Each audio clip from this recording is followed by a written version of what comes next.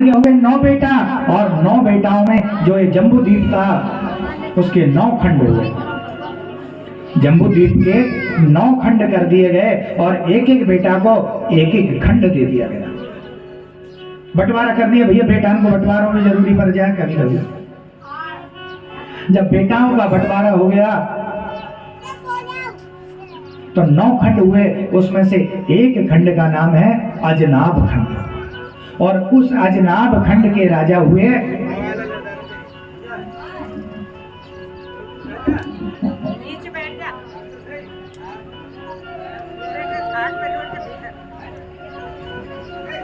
अजनाब खंड के राजा हुए महाराज नाभि।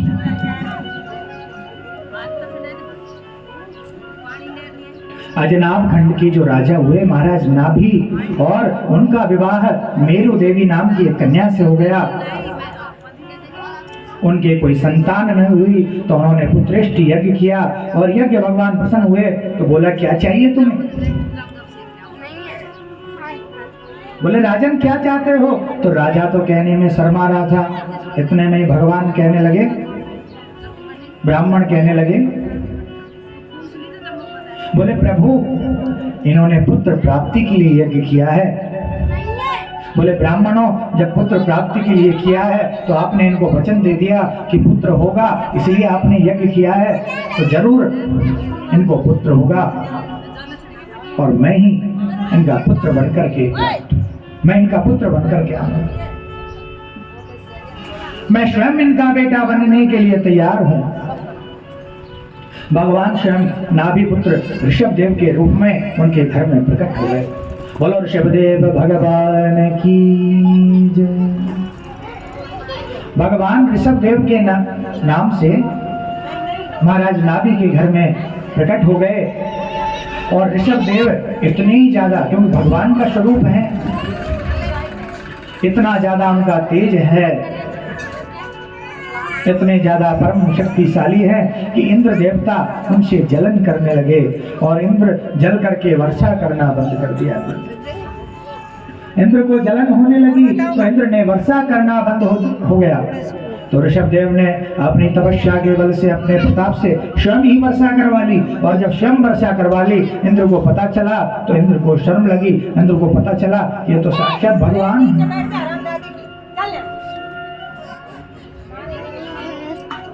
इंद्र ने आकर के क्षमा मांगी और अपनी कन्या जयंती का विवाह ऋषभ देव से कर दिया।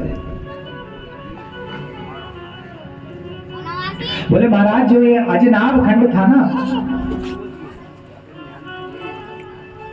ये अजनाब खंडी है जहां हम लोग रहते हैं।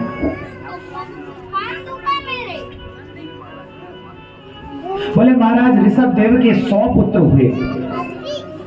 महाराज ऋषभ देव के 100 पुत्र हुए, और 100 पुत्र में जो सबसे लास्ट वाला, जो सबसे छोटा वाला पुत्र था उसका नाम था भरत, और उसी भरत के नाम से हमारे इस अजनाब खंड का नाम पड़ गया भारत।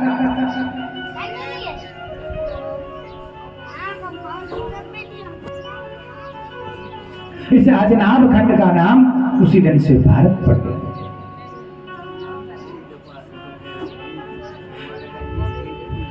सुखदेव ऋषि कहते हैं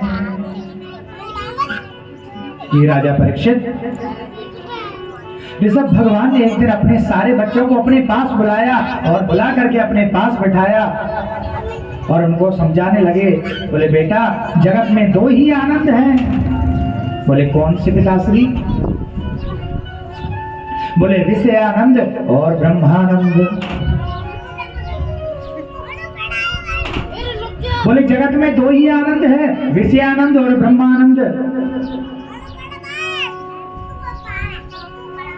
बोले मनुष्य को शरीर तो हर योनि में प्राप्त होता है,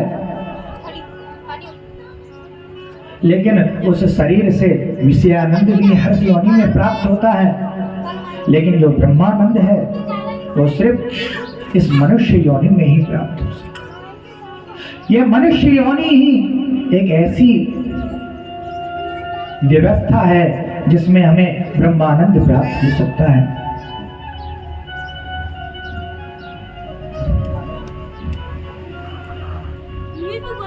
नायं देहो देहभाजां न लोके कष्टान् कामार्हते विद्भुजाम्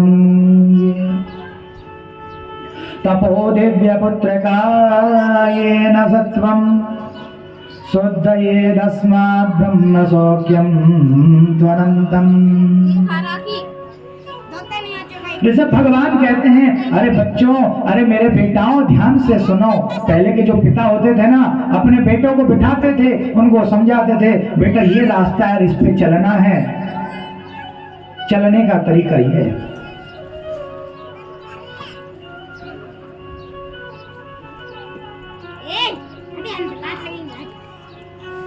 बोले बेटाओं, विषयों तक जिनकी बुद्धि सीमित है वो तो पशु है, मानव तो वो है जो ब्रह्मानंद की अनुभूति प्राप्त करता है। भगवान की प्राप्ति करने की आशा जिसके अंदर हो वो मनुष्य है।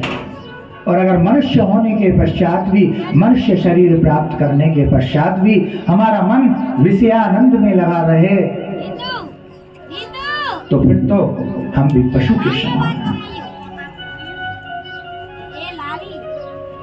बोले ये मनुष्य शरीर ही मोक्ष की चाबी है।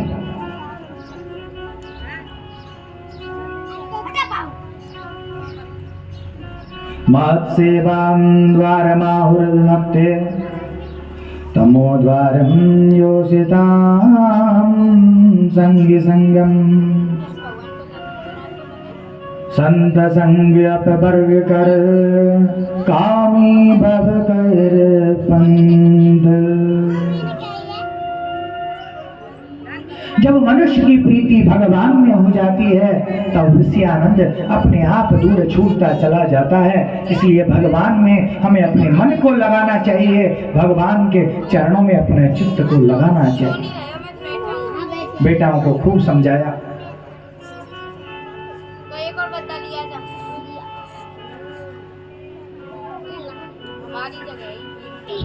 ऋषभदेव क्या कहते हैं? बोले गुरुर न सस्यात् स्वजनो न सस्यात्। बोले वो गुरु नहीं है जो हमें भगवान से ना जोड़े। बोले गुरु कौन है? जो भगवान से हमें जोड़ दे। अगर वो हमें भगवान से नहीं जोड़ रहा, सिर्फ पैसे लेने के लिए गुरु बना है तो गुरु नहीं है।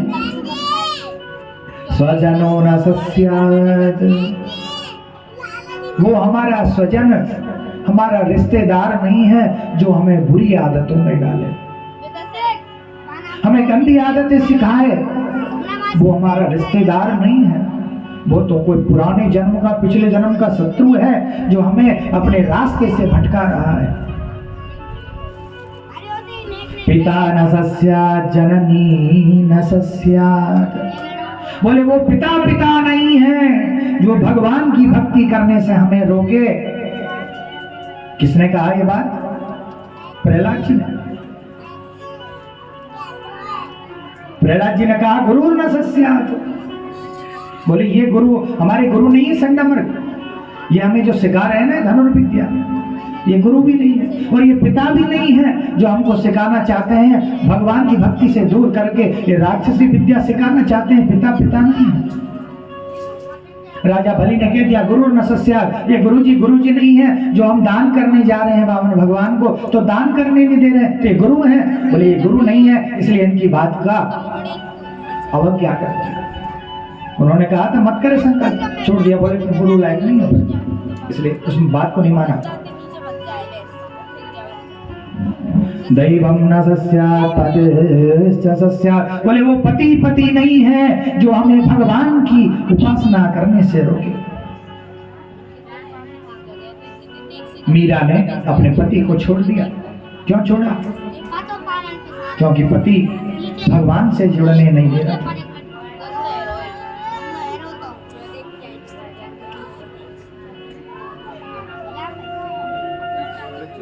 इस प्रकार से दिव्य उपदेश दे करके ऋषभ भगवान ने परमहंस व्यक्ति को प्राप्त कर लिया, अपने बालकों को उपदेश दे दिया और उपदेश दे करके अपने सबसे छोटे बेटा भरत को राज्य गद्दी पर बिठा दिया और राज्य गद्दी पर बिठा करके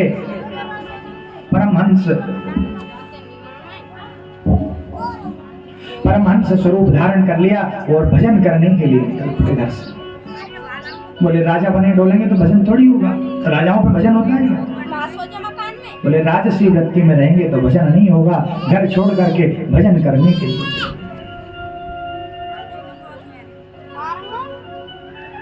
बोले पागलों की तरह है, जगत में भ्रमण करने लगे। जड़ांधमो का बधिर पिशाचो नमादकवत, कभी अपने को पागल सिद्ध कर देते, कभी अपने मुख में पत्थर भर लेते, कंकर भर लेते, दुनिया को लगे कि पागल है, पागल थोड़ी थे। कभी नग्न अवस्था में विचरण करने लगे, डोल जाते। बोले ये तो बावड़ा बाबा नंगा डोलता है, कभी मुंह में पत्थर भर लेता है, कभी वहीं मलमूत्र कर देता है, वहीं जमीन में लेटने लग जाता है। दूर दूर तक लोगों को पता चल गया कि ये बावड़ा बाबा बेकार है, लोग घृणा करने लगे, अरे दूर रह बावड़ा बाबा, अरे पत्थर दे देगा, दूर हटो।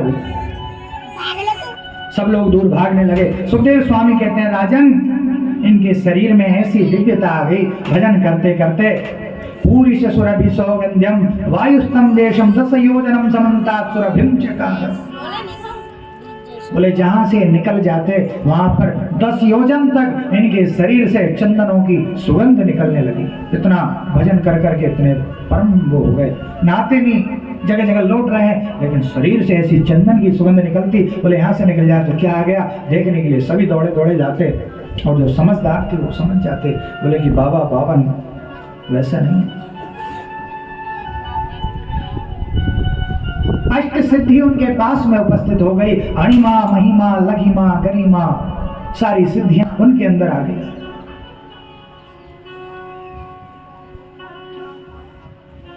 मान बढ़ाई जब ते आई, तब से किस्मत फूटी, स्वामी स्वामी बजने लागे, लगन राम से छूटी।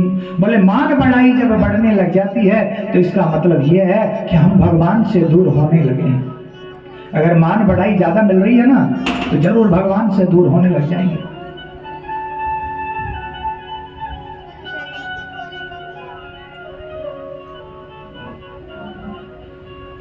धीरे धीरे समय व्यतीत होता चला गया।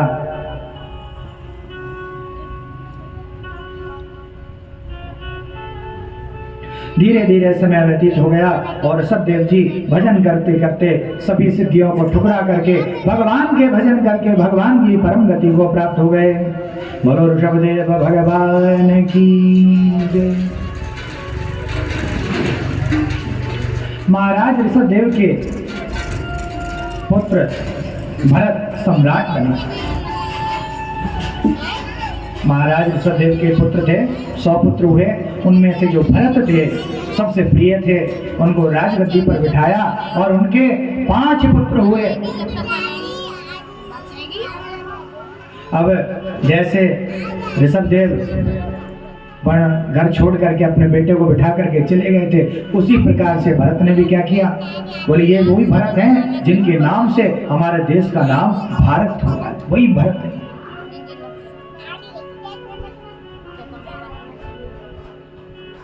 वैसे अपने 3 भरत हुए हैं, तीनों ही भरत परम प्रतापी। एक तो राम जी के भाई हुए थे, एक ये रहे, एक और हैं, उनकी कथा आ गई।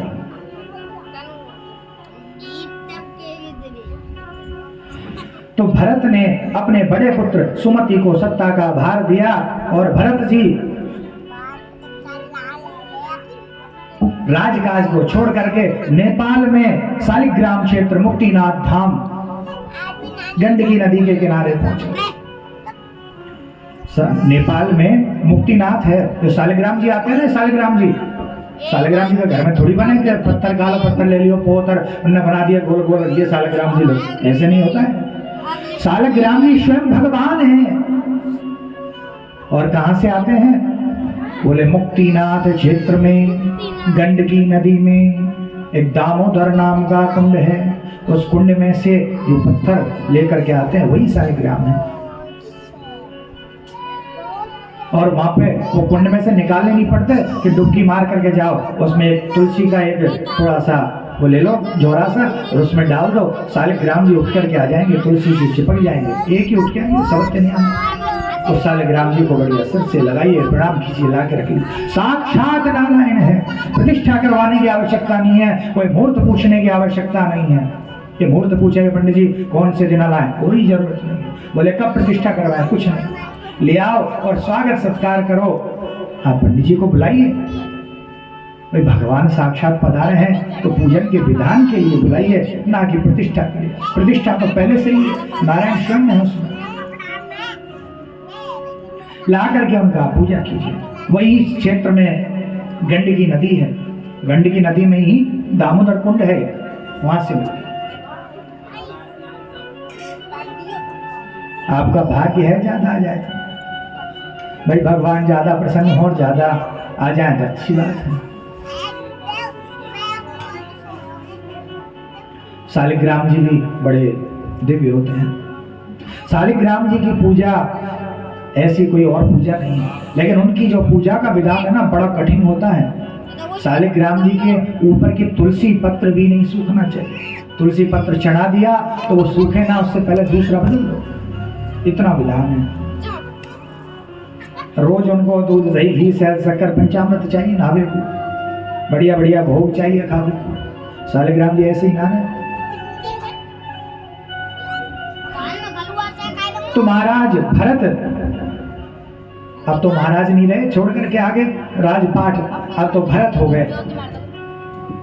तो भरत जी गंडकी नदी के किनारे पर वहीं भजन करने लगे, अपनी एक पर्ण कुटी बना ली और कुटिया में रह करके बड़ा नित्य भजन करने लगे। सुबह सुबह उठते, गंडकी नदी में स्नान करते, स्नान करके सूर्य भगवान को अर्घ्य देते, अपना संध्या वंदन करते। यही नित्य क्रम चलता रहा और चलते चलते जैसे ही समय व्यतीत हुआ,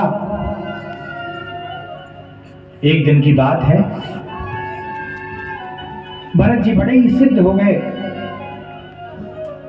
बड़े भरत जी इतने सिद्ध हो गए कि सिंह भी आकर के उनके पास में बैठते थे और खेल कूद करके चले जाते थे। सिंह से भी नहीं डरते थे, सिंह पास में आके बैठ के चले जाते थे, अपना कोई परेशान नहीं करते। भजन में इतना प्रताप है। भरत जी सिद्ध हो गए।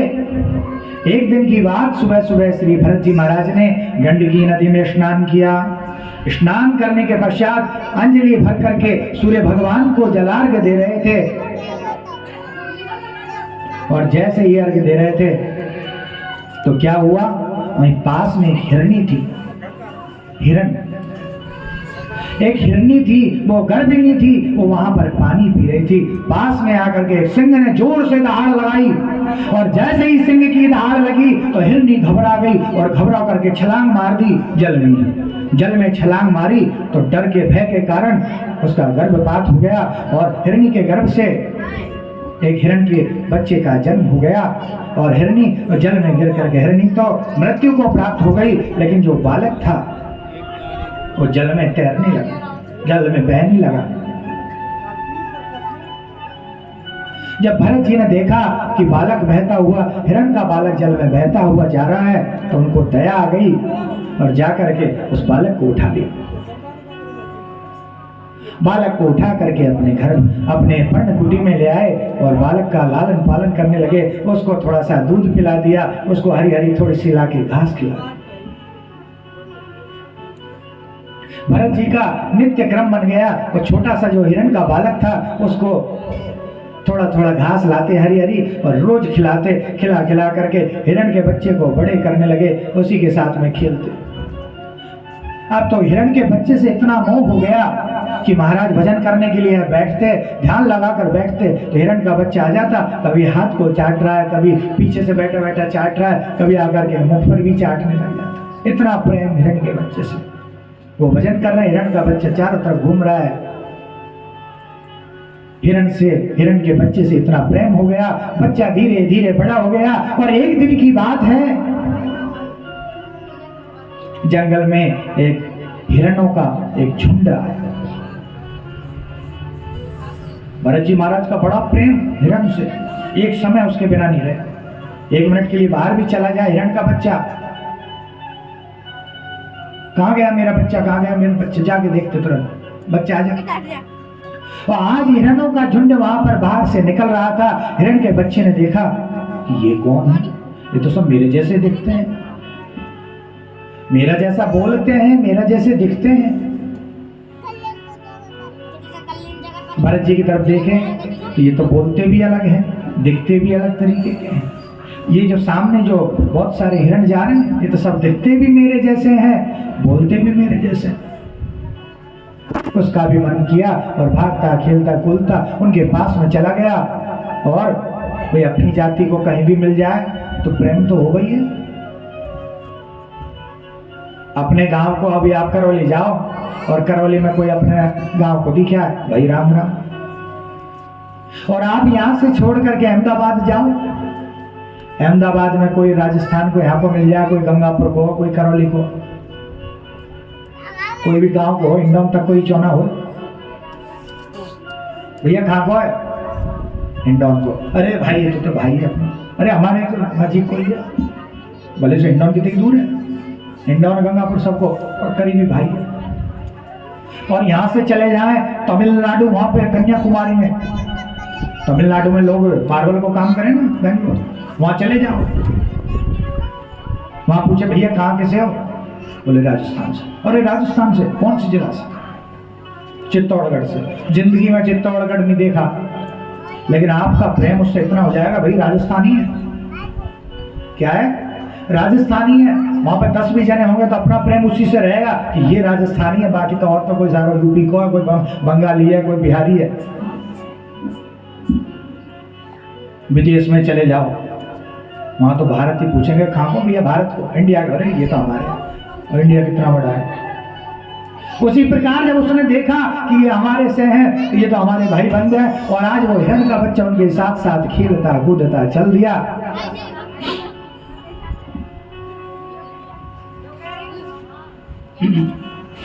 भरत जी महाराज उठे और देखे बच्चा कहाँ गया, तो देखा तो बच्चा तो झुंड में खेलता खेलता जा रहा है। भरत जी पीछे पीछे भागे, बोले बच्चा रुक जा, बच्चा रुक जा, बच्चा रुक जा। और हिरण देख करके डर के भागने लगे, बोले कि पकड़ने आ रहा है। हिरण भगे, वो भी हिरणों के साथ साथ भगे, भागते भागते सारे हिरण आंखों से ओझल हो गए। भरत जी देखते देखते रह गए, पीछे भागते भागते व्याकुल हो गए। बोले आज तो मेरा बच्चा छोड़ करके भाग गया। चिंता करते करते उन्होंने अपने प्राणों को त्याग दिया। उस हिरण के बच्चे के प्रेम में अपने प्राणों को त्याग दिया। बताइए इतना प्रेम हो गया। बोले छोटा सा हिरण का बच्चा है, पता नहीं कोई शेर खा जाएगा, बेचारा छोटा सा था, मैंने इसको इतना पाला, और उसकी चिंता करते करते उससे इतना मोह हो गया, उसके साथ साथ उसके जाने के वियोग में उन्होंने अपने प्राण त्याग दिए। और भगवान कहते हैं अंतमति सो गति ही,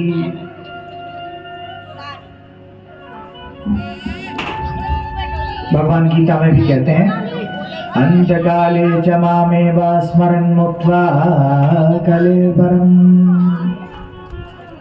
या प्रयाति त्यजन् भाव। जिसकी जो भावना होगी मरते समय, जो उसका चित्त होगा, जो बात को वो सोचता हुआ होगा, जिसका ध्यान करता हुआ होगा, जिससे प्रेम लगा हुआ होगा, जिसमें मन लगा हुआ होगा, वही गति को प्राप्त करेगा। तो भरत जी हिरण के बच्चे का ध्यान करते करते मर गए, तो अगले जन्म में उनका जो जन्म हुआ हिरणी के गर्भ से हो गया, और वो भी हिरण बन करके पैदा हुए। अब भाई भगवान का भजन तो इतना किया था कि उसका प्रभाव भजन का बहुत होता है, लेकिन हिरण के चिंतन में मृत्यु हुई तो हिरण का बालक बन गए, और उनकी जो मति थी वो पिछले जन्म की याददाश्त, जो भजन की याददाश्त थी, उसी प्रकार से बनी रही। वही चिंतन बना रहा। तो अब उन्होंने समझ लिया कि पिछले जन्म में मैंने हिरण को याद किया था, इसलिए मुझे हिरण बनना पड़ा। इस जन्म में अगर मैं हिरण ही बना रहा, हिरणों के झुंडों के साथ खेलता रहा, तो मेरी और अधोगति हो जाएगी। अगले जन्म में पता नहीं सुअर बनना पड़ जाए, कुत्ता बनना पड़ जाए, कोई कीड़ा बनना पड़ जाए। अभी तो हिरण बना हूं और मेरी याददाश्त है, क्यों ना भजन कर लिया जाए। और जो भजन अधूरा रहा था उसे पूरा किया। भगवान की प्राप्ति की जाए, इस तरह की भावना उस हिरण के मन में बनी रही। वो हिरण सबके साथ में रहता और रहते रहते समय व्यतीत करता गया। एक दिन ऐसा आया, अपने प्राणों का उस हिरण ने त्याग कर दिया। भगवान का स्मरण करते करते अपने प्राणों का त्याग कर दिया। अब उसकी भगवान की ऐसी कृपा हुई उस पर, अगले जन्म में एक ब्राह्मण कुल में जो भरत जी हिरण बने, पहले जन्म में भरत, दूसरे जन्म में हिरण, अब तीसरे जन्म में एक ब्राह्मण कुल में उसका जन्म हुआ।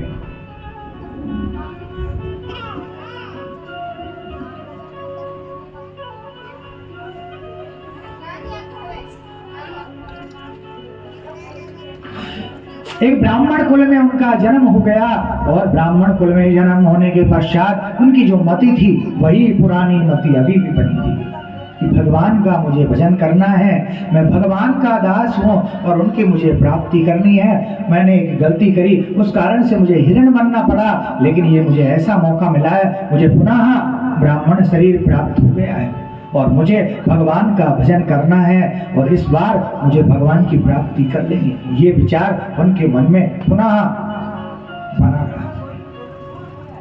छोटे से बालक धीरे धीरे बड़ा होने लगा। उसका नाम पुनः भरत रख दिया गया। दही बसात उस बालक का नाम पुनः भरत ही रख दिया।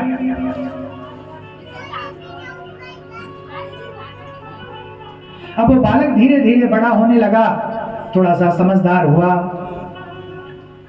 पिताजी कहते ये बालक कछु समझ में ना आया, थोड़ा मंद बुद्धि सो लगे, इससे कछुए में और बोले कछुए। थोड़ा सा बड़ा हुआ, स्कूल में बिठा दिया। स्कूल में जाए, टिफिन बढ़िया पैक करवा के ले जाए, खाना खाए और शाम को खेल खाल के वापस अपने घर को खा के। पढ़ते पढ़ते 2-4 साल हो गई, लेकिन अनार बनाना नहीं सीखा। भरत जी ने 2-5 साल हो गई अनार बनाना नहीं सीखा। एक दिन पिताजी लेकर के बैठे, बोले बेटा क्या क्या पढ़ा है तूने? बोले पापा बहुत सारा पढ़ा है। बता क्या क्या लिखा?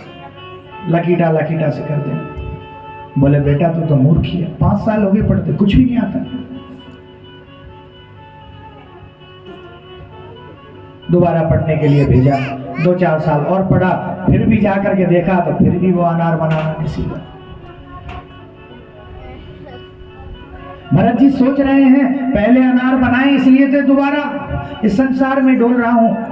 अगर दोबारा भी मैं ये पढ़ाई के चक्कर में पड़ा रहा, आज मैंने पढ़ाई कर ली तो कल आगे तैयारी करने भेज देंगे और तैयारी कर लेंगे तो नौकरी लगेगी और नौकरी लगेगी तो ब्याह होगा और ब्याह होंगे तो बालक होंगे और बालक होंगे तो फिर से दोबारा यही पचड़ा में फिर से पड़े रहेंगे। अगर इसी पचड़े में अगर पड़ा रहना है तब तो ये सब कुछ करना है और भगवान की प्राप्ति करनी है तो कुछ नहीं करना है, मूर्ख ही पागल ही बने रहो। पागल ही बने डोलने लगे। पिताजी कहने लगे कि ये भरत नहीं है, ये तो जड़ भरत है, मूर्ख है, इसमें बुद्धि का नाम नहीं है, पागल है, ये तो मंद बुद्धि है, इसको पढ़ाने से कोई मतलब नहीं है, उसको नहीं पढ़ा। बेटा बड़ा हो गया, थोड़ा समझदार सा हो गया, धीरे धीरे बड़ा हो गया। बेटा बड़ा हो गया भरत, खाते पीते मस्ती में रहते, भगवान का मन मन में बैठ करके भजन करते। धीरे धीरे समय व्यतीत हुआ। बोले ये मंद बुद्धि यहाँ घर में पड़ा रहता है, खाता है पीता है, कोई काम का न धाम का, दुश्मन अनाज का। भाई काम तो कुछ करता नहीं है, खाता ढाई से, इसको ऐसे करो खेतन पे भेज दो, कम से कम चिड़िया तो उड़ाए वो। भाई हल चलावे की कह देंगे तो हल तो आप चले ना, तो चिड़िया तो उड़ाई ले वो, 100 काम तो कर सके। चिड़िया उड़ाने के लिए उसको खेतों में भेज दिया। बढ़िया खेत में फसल बो दी और बेटा यहाँ बैठा बैठा चिड़िया उड़ाइए सारे दिन, शाम को आ जाइए फिर खाना खा लीजिए। भरत जी बैठ गए। बैठे बैठे क्या गा रहे हैं भरत जी? राम जी की चिड़िया राम जी को खेत, खाओ रे चिड़िया भर भर पेट। बोले राम जी को तो खेत है, राम जी की चिड़िया मेरे बाप को कहा जा रहा हूं खाओ। खूब चिड़ियाओं को खवा रहे हैं। घर से आकर के दूसरे भाई ने देखा, पिताजी ने देखा कि ये तो मूर्ख तक रहो, यानी सारा खेत लुटवा दियो, हमने तो खूब हल चला रहे थे, वही पूरी फसल लुटवा दी। पीट पाट करके दे धक्का घर से निकाल दिया। बोले मूर्ख तू कोई काम करिए, निकल घर से बाहर। तो ये संसार क्या है? संसार स्वार्थी है। अगर घर में रहोगे, काम करोगे, कमा के लाओगे, तब तो घर के रखेंगे। काम नहीं करोगे, मूड बने डोलोगे, पागल बने डोलोगे, आलसी बनो लोगे, तो घर के कितना ही माता हो, पिता हो, भाई हो, धक्का देकर निकाल देंगे। आज वही भरत जी के साथ हो। भरत जी को धक्का देकर के घर से बाहर निकाल दिया।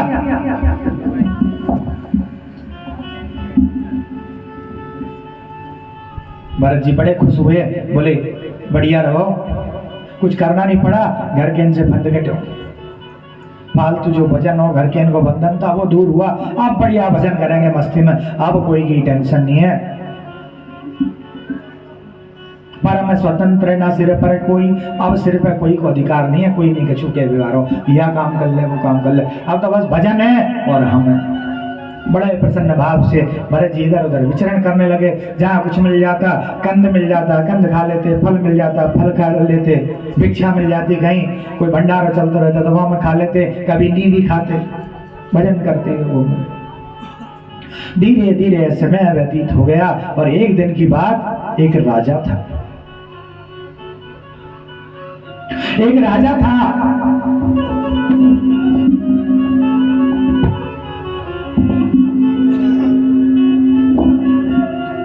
बड़ा ही दुष्ट।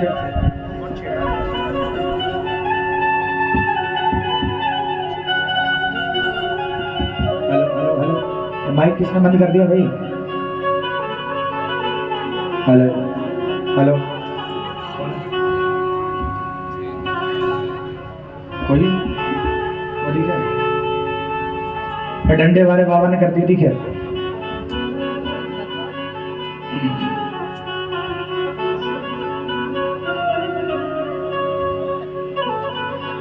आज भरत जी परम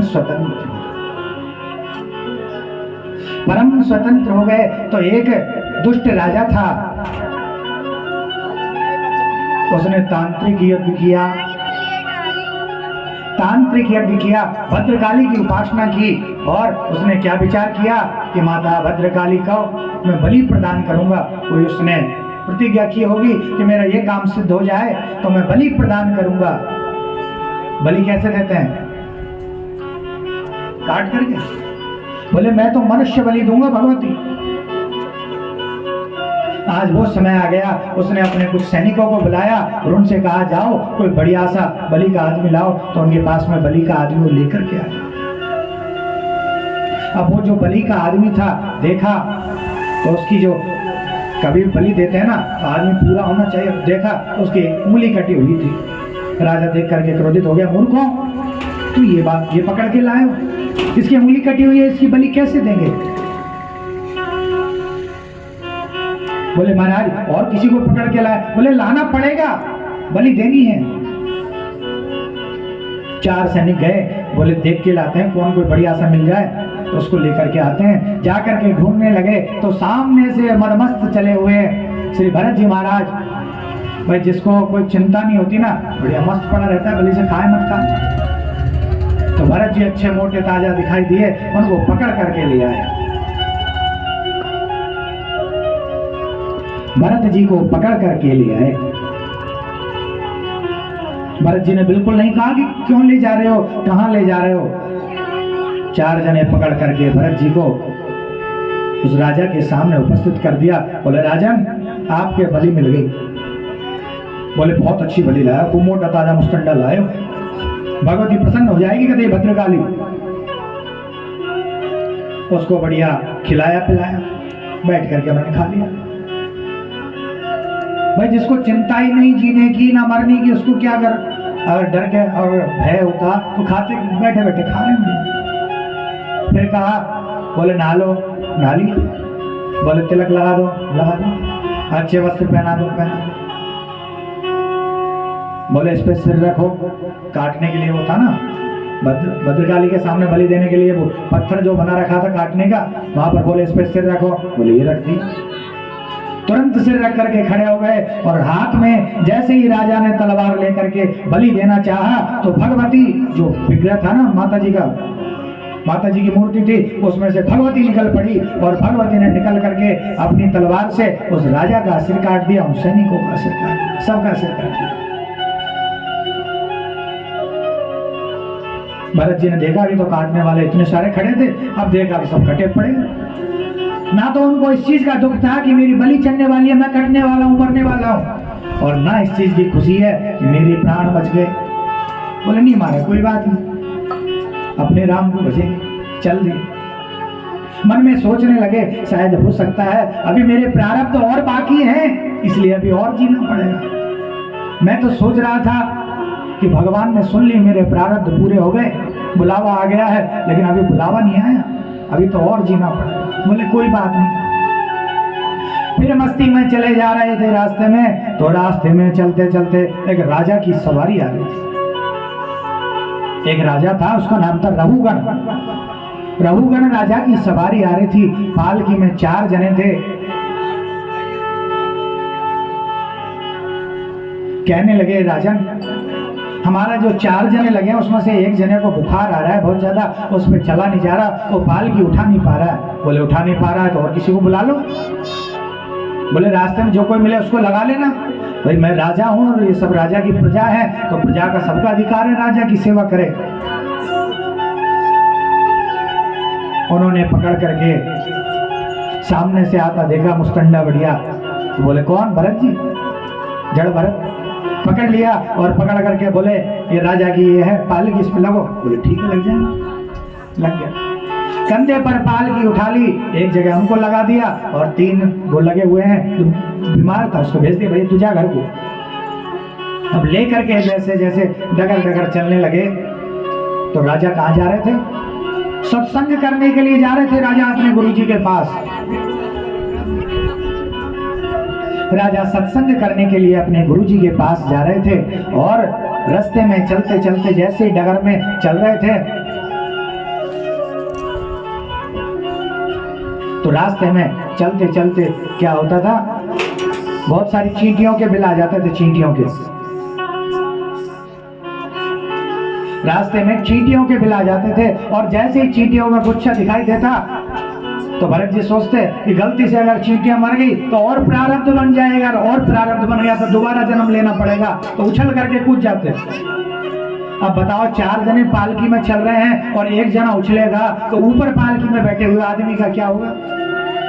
राजा जब रघुगण बैठा ऊपर की पालकी में बैठा, मूड फूट गया। बोले क्या हुआ है, कौन मूर्ख है? बोले महाराज माफ करो, और साथ वाले डर के मारे बोले माफ करो, चलते। फिर दोबारा चींटियों का गुच्छा आया, फिर उछल पड़े जड़ भरत जी, और दोबारा से जब राजा के भटाका हुआ तो क्रोध होकर के बोले मूर्ख कौन है ये? अब तो तीनों पे नहीं रह गया। हम बोले महाराज जो नया नया लगाया ने कहा ये बड़ा मूर्ख है, उछलता रास्ते में चलता चलता। राजा को गुस्सा आ गया, बोले तेरे शरीर में ज्यादा चर्बी चढ़ रही है? बोले तेरे शरीर में ज्यादा चर्बी चढ़ रही है, इतना भारी शरीर है फिर भी लेके चलने में जोर आ रहा है तुझको, मेरा वजन लग रहा है तुझको, पालकी नहीं चला सकता। अब श्री जल भरत जी ने जब ये सुना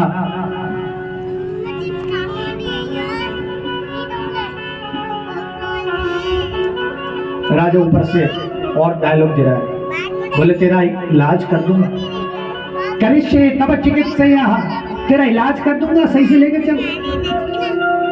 अब जब इतना जड़ भरत जी ने सुना तो आज तक जड़ भरत जी शुरू से मौन थे, लेकिन जड़ भरत जी ने सोचा ये राजा बहुत कुछ कह रहा है, बालक को चुप हो जाओ।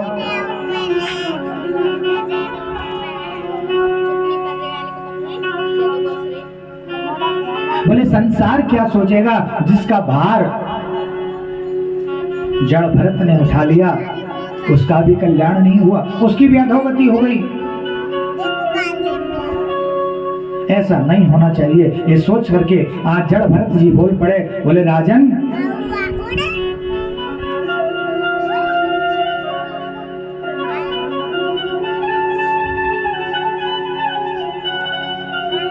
ना हम विसंके सुरराज वज्रान्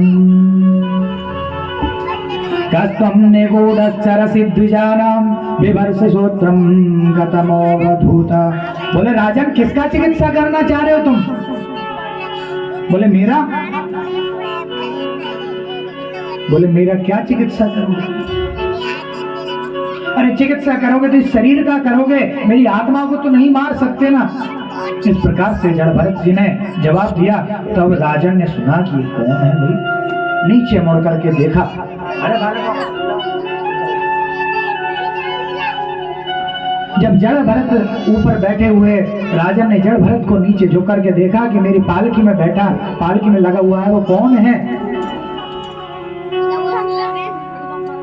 नीचे झुक करके देखा, कस्त्वं निगूढ़श्चरसि द्विजानां, बोले शिखा रखी, बिभर्षि सूत्रो कतमोऽवधूतः, बोले अवधूत शरीर है लेकिन शूत्रम, शूत्र धारण करता, यज्ञोपवीत धारण किए हुए है। बोले ये तो कोई ब्राह्मण है। राजन डर गए और कूद गए, पालकी से कूद गए, सामने आकर के हाथ जोड़ करके कहने लगे, बोले ना हम विसंके सुरराज वज्रान्, बोले मैं इंद्र के वज्र से नहीं डरता, प्रेक्षूलान्न यमस्य दंडात्, और ना मैं यम के त्रिशूल से डरता हूं, न मैं किसी चंद्रमा से डरता हूं, न सूर्य की प्रकाश से डरता हूं, न सूर्यों की किरणों से डरता हूं, न किसी के शूल से डरता हूं। मुझे डर लगता है भ्रसम ब्रह्म कुलम भवानात्, ब्राह्मण से मुझे जरूर डर लगता है। मुझे इंद्र से भी भय नहीं है, लेकिन ब्राह्मण के जो श्राप है, ब्राह्मण का जो वज्रवाक है, उससे मुझे बड़ा डर लगता है। हाथ जोड़ के कहने लगे, इंद्रम कुलिशम असूल विशालाम कालदंडम हरिचक्र कराला।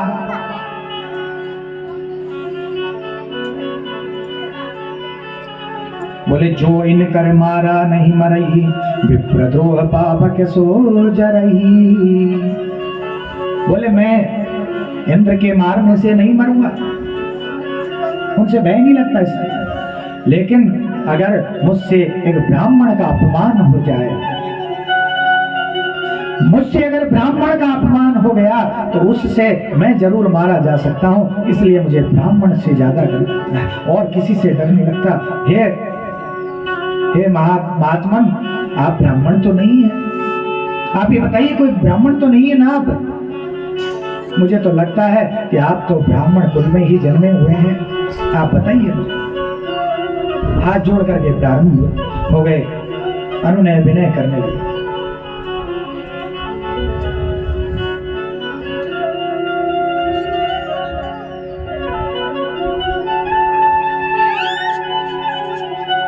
कहने लगे, हे ब्राह्मण देवता, आप ब्राह्मण हैं, मुझे क्षमा कर दीजिए, क्योंकि इंद्र अगर क्रोधित हो जाए तो मुझे मारेंगे, लेकिन ब्राह्मण अगर कुपित हो जाए तो वंश का नाश हो जाता है, इसलिए मैं ब्राह्मण से क्षमा याचना करना चाहता हूं।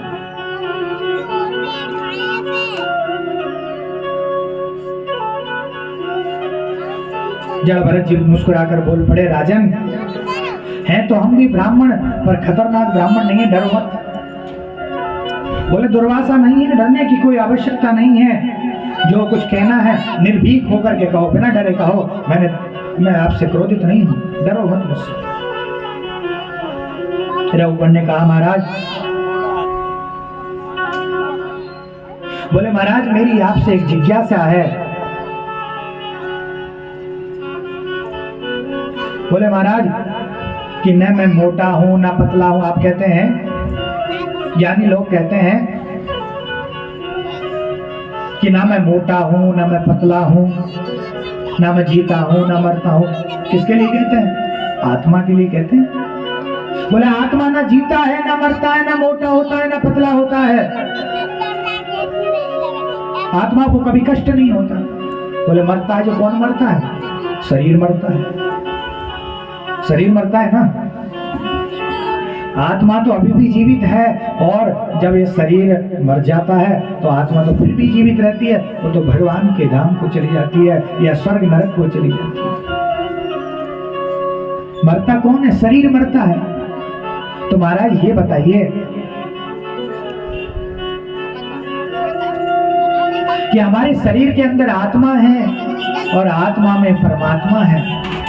तो जैसे एक भगोनी है, उसके अंदर दूध भरा, उसके अंदर चावल डाल दिए और आग पे रख दी, तो जैसे जैसे आग जलती है तो भगोनी तपती है, और भगोनी से दूध तपता है, दूध से चावल तपते हैं और चावल पक जाते हैं, खीर बन जाती है। और जब उनसे खीर बन जाती है तो खीर को ताप लगता है, इसलिए खीर बनती है। तो हमारा शरीर है, अगर शरीर को कष्ट होगा तो आत्मा को कष्ट होगा, और आत्मा को कष्ट होगा तो परमात्मा को भी तो कष्ट होना चाहिए। तो मुझे समझाइए इसका। जड़ भरत कहते हैं मूर्ख, थोड़ा जो प्रमाण देते हो तो सोच समझ के दिया। बोले चावल क्या है, भगवानी क्या है, खीर क्या है, ये सब एक घटक है, और जो आत्मा है वो एक परम तत्व है।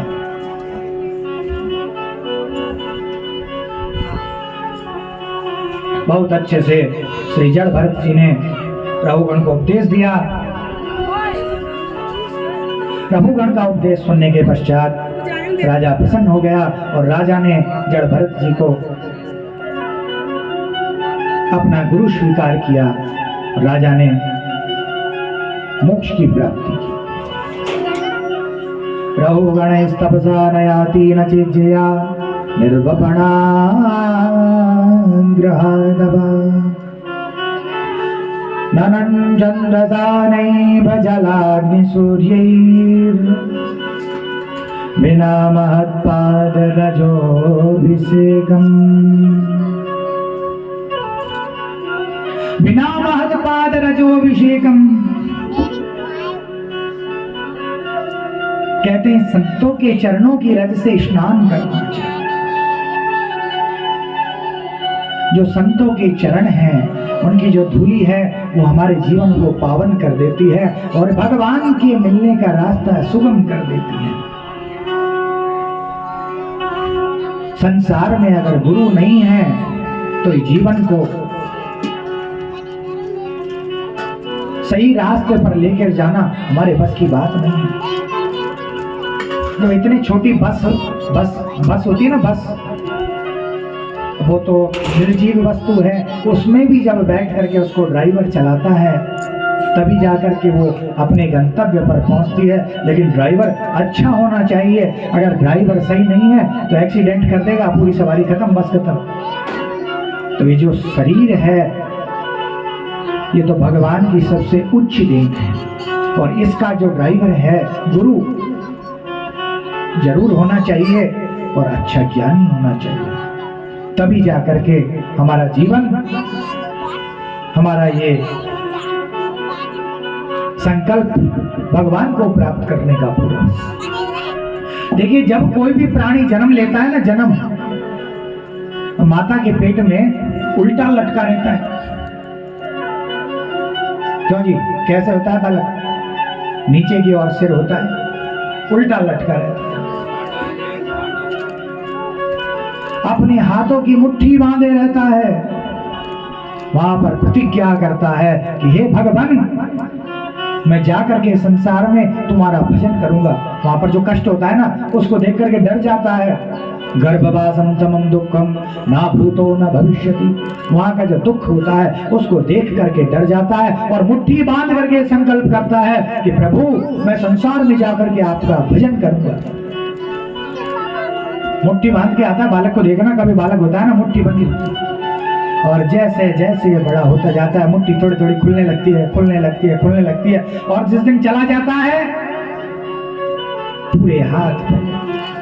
बताइए मरने के बाद हम मुट्ठी बंदी रहेगा? बताइए बिल्कुल खुले हुए हाथ रहते, सब संकल्प भूल गए यहाँ पे। तो हम जो संकल्प को लेकर के आए हैं इस संसार में, तो संकल्प को पूरा करने के लिए गुरु की शरण जरूर लेनी चाहिए।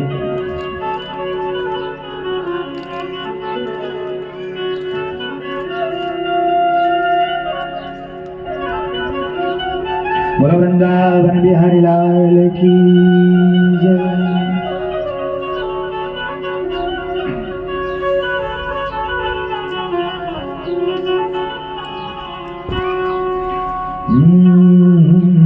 नादत्र परवित्ता न कलत्रा नहीं कालपास बद्धो। श्री सुखदेव जी कहते हैं कि राजन, इस पृथ्वी के जो पृथ्वी का जो विस्तार है वो बताया।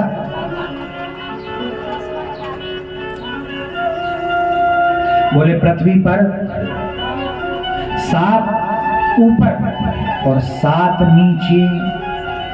कितने लोग हैं? कितने लोग हैं?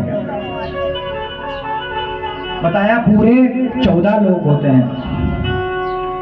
ये पृथ्वी भू मतलब भूमि, ऊपर भुवा, फिर स्वा मतलब स्वर्ग, महा, जन, तप और सत्य।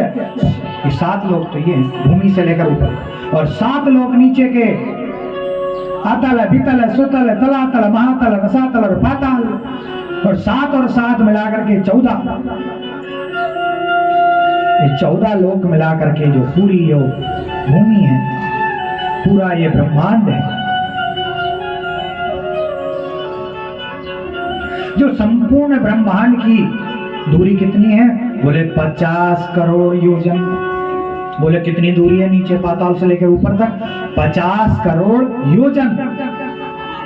50 करोड़ योजन का ये पूरा ब्रह्मांड है, और इसमें 99,000 योजन, आप लोग थोड़ा ध्यान देंगे विशेष, 99,000 योजन नीचे, अपने पृथ्वी के 99,000, वो करोड़ है पूरी, और 99,000 योजन नीचे नरक बताए हैं। बोले नरक पूछे ना, हमारा नरक कहाँ है? तो नरक बने हुए हैं पृथ्वी के 99,000 योजन नीचे। बोले महाराज कौन कौन से हैं? बोले नरक में यमराज की एक पुरी है।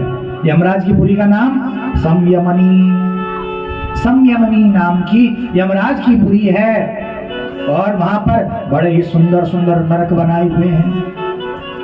कैसे कैसे? बोले तामिश्रम, अंधतामिश्रम, रोरब, महारोरब, कुंभिपाक, कालसूत्र, असीयवन, शुक्रमुख, अंधमुख, कृमि भोजन, ये मिला करके 28 नरक बताए। कितने बताए? 28 नरक बताए। बोले महाराज तो क्या होता है इन नरकों में? इन नरकों में क्या व्यवस्थाएं हैं? कहते हैं तामिश्र। ये तामिश्र जो नरक है ना, उसमें बहुत बड़ा क्षेत्र है इसका, उसमें तांबे का एक पत्र जमा हुआ है, तांबे का पत्थर जमा हुआ है, और उसके नीचे भट्टी लगी हुई है। जैसे कभी बफर सिस्टम में देखिए आपने, बफर सिस्टम हो ना अपने शादी में, जब चीला की भट्टी देखी, चीला की भट्टी, जब चीला बने बहुत बड़े बड़े से, नीचे नीचे गैस चले, ऊपर ऊपर वापस चीला सेकते रहे। ऐसे ही तांबे की भट्टी है बहुत बड़ी, वो तांबे का पत्थर है ऊपर का, वो तो लोहे का है। चीला की भट्टी पे तो लोहे का होता है ना, उसमें तांबे का है, तो उसमें नीचे से आग जलती रहती है, भयंकर ज्वाला है, और दूध ले जा करके उस प्राणी को उसके ऊपर डाल देते हैं, भगाते हैं, पीछे से सोटा मारते हैं, भगाते हैं उसको, दौड़ लगवाते हैं उसको। तामिश्र। बोले अंध तामिश्र। अंध तामिश्र में तो उसको जब इधर से उधर पहुंच जाता है ना, तब उसको बांध करके घसीटते हुए लाते हैं पीठ से। पहले तो भगा के ले जाते हैं, फिर वहां से बांध करके घसीटते हुए लाते हैं गरम गरम।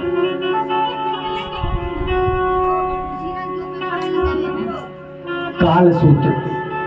काल सूत्र ऐसा है कि उसमें बहुत सारे बड़े बड़े कांटे ही कांटे, इतने लंबे लंबे बड़े बड़े कांटों का वो है। उसके ऊपर आदमी को पहले तो ले जाके फेंक देते हैं, बड़ी मुश्किल से रोता भी लगता, उठता है, फिर डंडा मार मार करके चल इस पे जबरदस्ती चलाते, नहीं चले तो घसीटते हैं, पूरा शरीर फट जाता है। बोले शरीर तो रहता ही नहीं महाराज, शरीर तो रहता ही नहीं है तो क्या फटता होगा?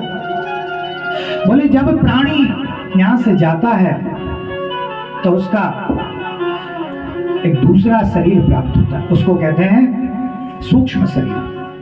अपना जो ये शरीर है इसको कहते हैं स्थूल शरीर। और जब यातनाओं के लिए हमको वहां पर नरक में या स्वर्ग में भेजा जाता है तो वहां पर हमारे पास में सूक्ष्म शरीर होता है।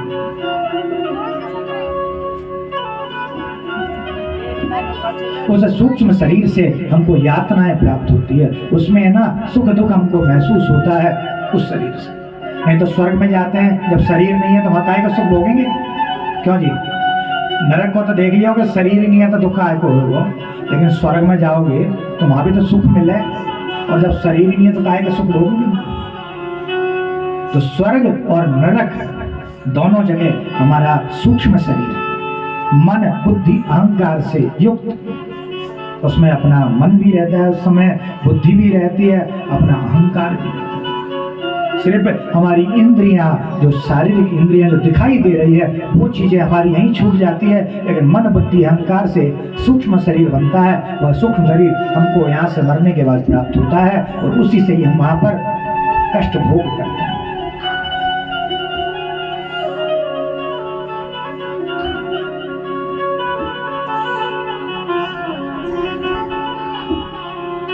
बड़ा ही कठोर कठोर 28 प्रकार के नरक हैं।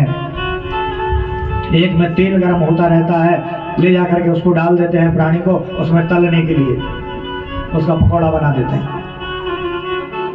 एक ऐसी भट्टी होती है कदई बिल्कुल अंगारे अंगारानी के, उसमें डाल देते हैं। 28 प्रकार के नरक। अपने यहाँ तो बहुत छोटी छोटी भट्टियां, वहां तो बहुत विशाल होती है। वहां छोटी मोटी व्यवस्था, थोड़ी लाइन लग रही है, वहां तो एक हटे एक निकले। भाई अपने घर में छोटा मोटा अपन मांडव दे में तो छोटी मोटी भट्टी खुद है, लेकिन जब अपन को बहुत बड़ा कम से कम 100 गांव को मांडव देना पड़े, जब देखो कैसी कैसी भट्टी खुद है। जब 100 गांव के मांडा में एक बड़ी भट्टी खुद जाए, क्यों जी पटेल जी? अपने एक गांव के मांडे को दे में जब एक आध तो भट्टी खुद है, और जब 100 गांव का मांडव देना पड़े तो कितने बड़ी भट्टी खुदेगी बताओ, कितने खुदेगी? और जब वहां पर पूरे इतने बड़े ब्रह्मांड, इतने बड़ी पृथ्वी के सबत्ते इनको वहां पर मांडव देना तो वहां कितनी बड़ी भट्टी होगी?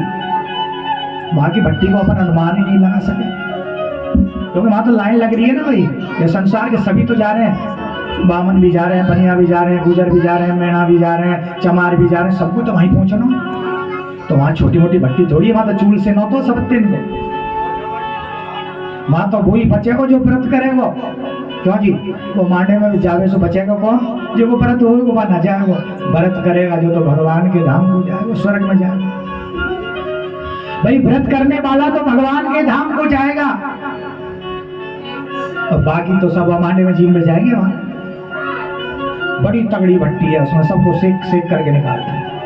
जब इस तरीके का श्री सुखदेव जी महाराज ने वर्णन किया तो परीक्षित महाराज कहते महाराज बस करो, अब नहीं सुनी जाए, डर लग रहा है। अब तो डर भरे आयो, हाथ पैर कांपने लगे परीक्षित जी के। बोले महाराज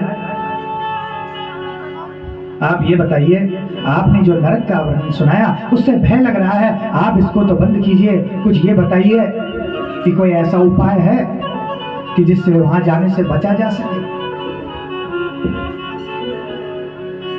बोले साहब शरीर जब गंदा हो जाता है, कपड़े गंदे हो जाते हैं अपने, तो कपड़े अगर जो सफेद सफेद कपड़े हैं, जो मनुष्य शरीर जब प्राप्त होता है जब अपन बिल्कुल शुद्ध रहते हैं सफेद,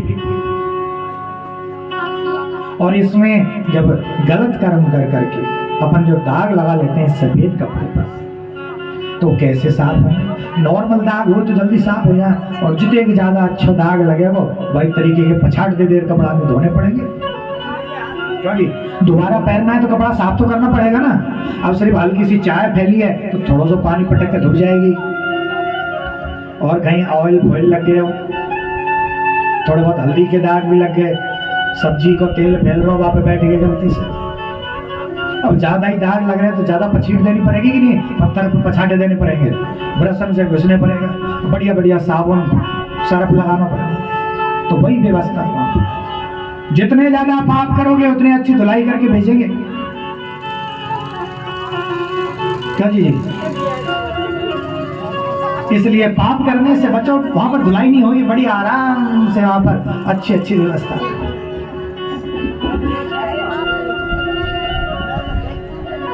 बोले महाराज परीक्षित जी कहते हैं तो कोई ऐसा साधन बता दो, कोई ऐसा साबुन बता दो कि वो पापन को हम यहीं धो ले, ऐसा कोई व्यवस्था है कि तुरंत थोड़ा बहुत वो दाग लगे उनको साफ कर ले? बोले साहब वो ऐसा है कि जैसे ही थोड़ा सा दाग लगे उसको साफ कर ले, और जान करके दाग मतलब गलती से लग गया तो उसको साफ करने की सोचे। साफ करने को कहते हैं प्रायश्चित। बोले कोई चीज की गलती हो गई, पाप हो गया तो उसको प्रायश्चित करो। प्रायश्चित वो साबुन है जिससे हम अपना मैल धुल सकते हैं, हमको धोबी के पास न जाना पड़े, पछीट न खानी पड़े। वो तो धोबी है मात्र, अपन घर में ही धुल ले। क्यों जी? धोने के साबुन तो आप बहुत सारे जानो, बढ़िया बढ़िया भगवान की कथा सुने, यज्ञ करवाएं, हवन करवाएं, पूजन करें, संतन को भोजन करवाएं, गैयान को घास खुआएं, पक्षी को चुगा डालें, ब्राह्मणन को भोजन कराएं, कन्यान को जिमावें, देवी देवताओं को बढ़िया बना बना मालपुआ खवाएं। अब बताओ इतने आराम से जब अपन को फायदा मिल रहा है तो क्यों अपन धोबिया के पास में जाए घाट पर? अपने पास में इतने उपाय हैं, कितने सारे उपाय हैं भाई। गाय को खिलाओ, पक्षी को खिलाओ, बामण खिलाओ, कन्या जिमाओ, मंदिरों में चढ़ाओ, मंदिरों का पूजन, भगवान में निष्ठा रखो, माला फेरो, साधु संतों का सम्मान करो, उनकी व्यवस्था करो। इतने सारे जब आनंद से जब काम हो रहे हैं तो क्यों अपन पछीट खाने में जाएंगे भाई? उनके समझ में आ गई।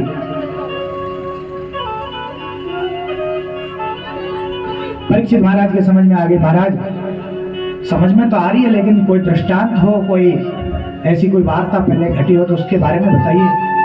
तो बोले कहते हैं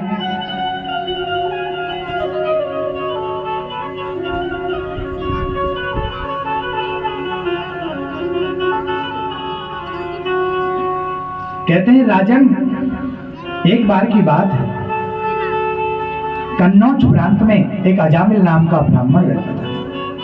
कहां पर? कन्नौज, ओरिजिनल कथा है। कन्नौज प्रांत में एक अजामिल नाम का ब्राह्मण रहता था, बड़ा ही पढ़ा लिखा था, मातृभक्त था, पितृभक्त था, पतिव्रता, उसकी पत्नी थी, आज्ञाकारी बेटे भी थे।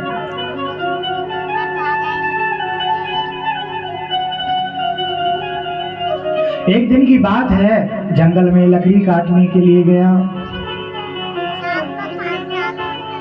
जंगल में लकड़ी काटने गया, उसने क्या देखा? एक शूद्र था, एक स्त्री के साथ में, एक वैश्या के साथ में संभोग कर। उसको देखा और उसका मन भी दूषित हो गया। उसने भी उस वैश्या से जाकर के संपर्क किया और उससे विवाह करके अपने घर में ले आया। अपने घर में ले आया तो माता पिता ने तो बहुत मना किया, नहीं माना तो माता पिता छोड़ करके चले गए। माता पिता छोड़ करके चले गए, पत्नी थी, पत्नी छोड़ करके चली गई, बच्चे छोड़ करके। अब तो अजामिल अकेला रहने लगा और साथ में वैश्या को रख लिया, दोनों साथ में रहने लगे। अब साहब ऐसे आदमी का मन उसमें लगा हुआ था, ना वो कमाने जाता न धमाने जाता, हर समय घर में दोनों प्राणी रहते रहते बड़ा समय व्यतीत हो गया। इधर उधर से चोरी कर लाता, काम चला।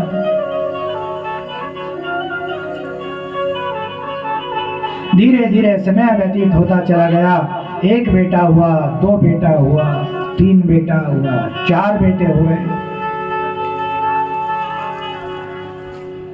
धीरे धीरे समय व्यतीत होता गया और वो क्या करने लगा, अब जब इतनी बड़े परिवार बढ़ेगा तो क्या करेंगे, डकैती डाल वो चोरी करना शुरू कर दिया। भाई ऐसे कौन कमाई देगो, आप बटनिया बनाओगे कम में, साजी बना लोगे खेतन में, ऐसे भी बताओ। आपके घर में दुकान पर रख लोगे, नहीं रखो, घर में पोछा लगावे भी नहीं रखो। धीरे धीरे संतति बढ़ती चलेगी, 1 2 3 4 5 6 और 7 हो गए। भाई उसका काम ही वही और कोई काम ही नहीं उसके पास, तो धीरे धीरे कर करके 7 बालक हो गए। 8वां पेट में था। एक दिन के बाद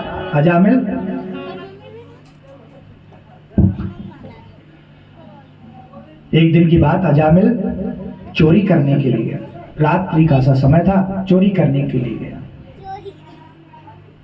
अब पास में से कुछ संत निकल रहे थे, संतों की एक टोली थी, महाराज जी महाराज थे अच्छे अच्छे। कहाँ जा रहे थे, बोले महाराज कहाँ जा रहे हो, बोले साहब बहुत दूर से आए, वृंदावन माओ से आए, कैला देवी गुजार रहे। कहाँ जा रहे हैं, कैला देवी गुजार रहे, यहीं से निकल रहे। अब रात्रि का समय हो गया तो हमने सोची कि रुकवे की व्यवस्था तो कुछ है ना है, अब रास्ता में वहाँ कुछ खावे पीवे को जुगाड़ ना बैठे हो। हमने कोई से पूछी तो मैंने की भैया राजपुर गांव पास नहीं है, बड़े अच्छे अच्छे पटेल है, खूब बढ़िया व्यवस्था कर देंगे। बोले ऐसे सोच करके हम तो महाराज या गांव में चले गए। तो गांव में वो संत लोग चले गए और उस गांव में जब पहुंचे तो कछु थोड़े बहुत बदमाश छोरा तो सब जगह ही हुए। क्यों जी, ये कथा तो और दूसरी जगह की है, राजपुर की ना है, ये तो कन्नौज की बात चल रही है। कन्नौज कश्मीर क्षेत्र। तो रास्ते में निकलते हुए है जी, तो थोड़े वो बदमाश लड़के जब रास्ते में मिले तो उन्होंने उनसे जाकर के बाबा ने पूछी, अरे बेटाओ यहाँ पे कोई बढ़िया सो भगत है कि ना है, हम के घर में थोड़ा सा रुक जाए, रात्रि को भोजन हो जाएगा, विश्राम हो जाएगा और सुबह अपनी यात्रा पैदल पैदल फिर शुरू कर देंगे, हम तो आगे जाएंगे। बोले महाराज खूब जाओ, आपकी बहुत अच्छी सेवा करेगा, एक बहुत अच्छा हमारे यहाँ पर बढ़िया तगड़ो भगत है, साधु संतन की अच्छी सेवा करे। बोले कौन है, का नाम है, बोले अजामिल नाम है बाबू। का नाम है, अजामिल नाम है, और थोड़े बहुत 2 गली इधर चलियो, 2 गली में इधर मुड़ियो और इधर मुड़ करके वहां पे बस सामने जो मकान दिखे वो, चारों तरफ और कछु नहीं मिला, वो खाली अकेले उजाड़ से में एक ही मकान दिखे वो, सामने घर के आगे पेड़ है, लाल लाल कलर का मकान पुत्रो वही है। बोले ठीक है भैया धन्यवाद। और अजामिल कैसा आदमी है, नंबर 1 को बदमाश, लुटेरा, चोर, डकैत, बा को ठिकाना बता दियो। बालक तो ऐसी मजाक करें और कहा है तो भैया देखें लाओ बाबा जिनसे मजा ही ले ले। अब बाबा से मजाक लेने के चक्कर में उनको वहां पर भेज दियो।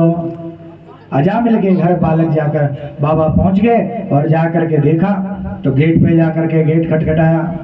बोले अरे भाग्यवान खोलो, अरे देवी खोलना, कौन हो, बोले कौन।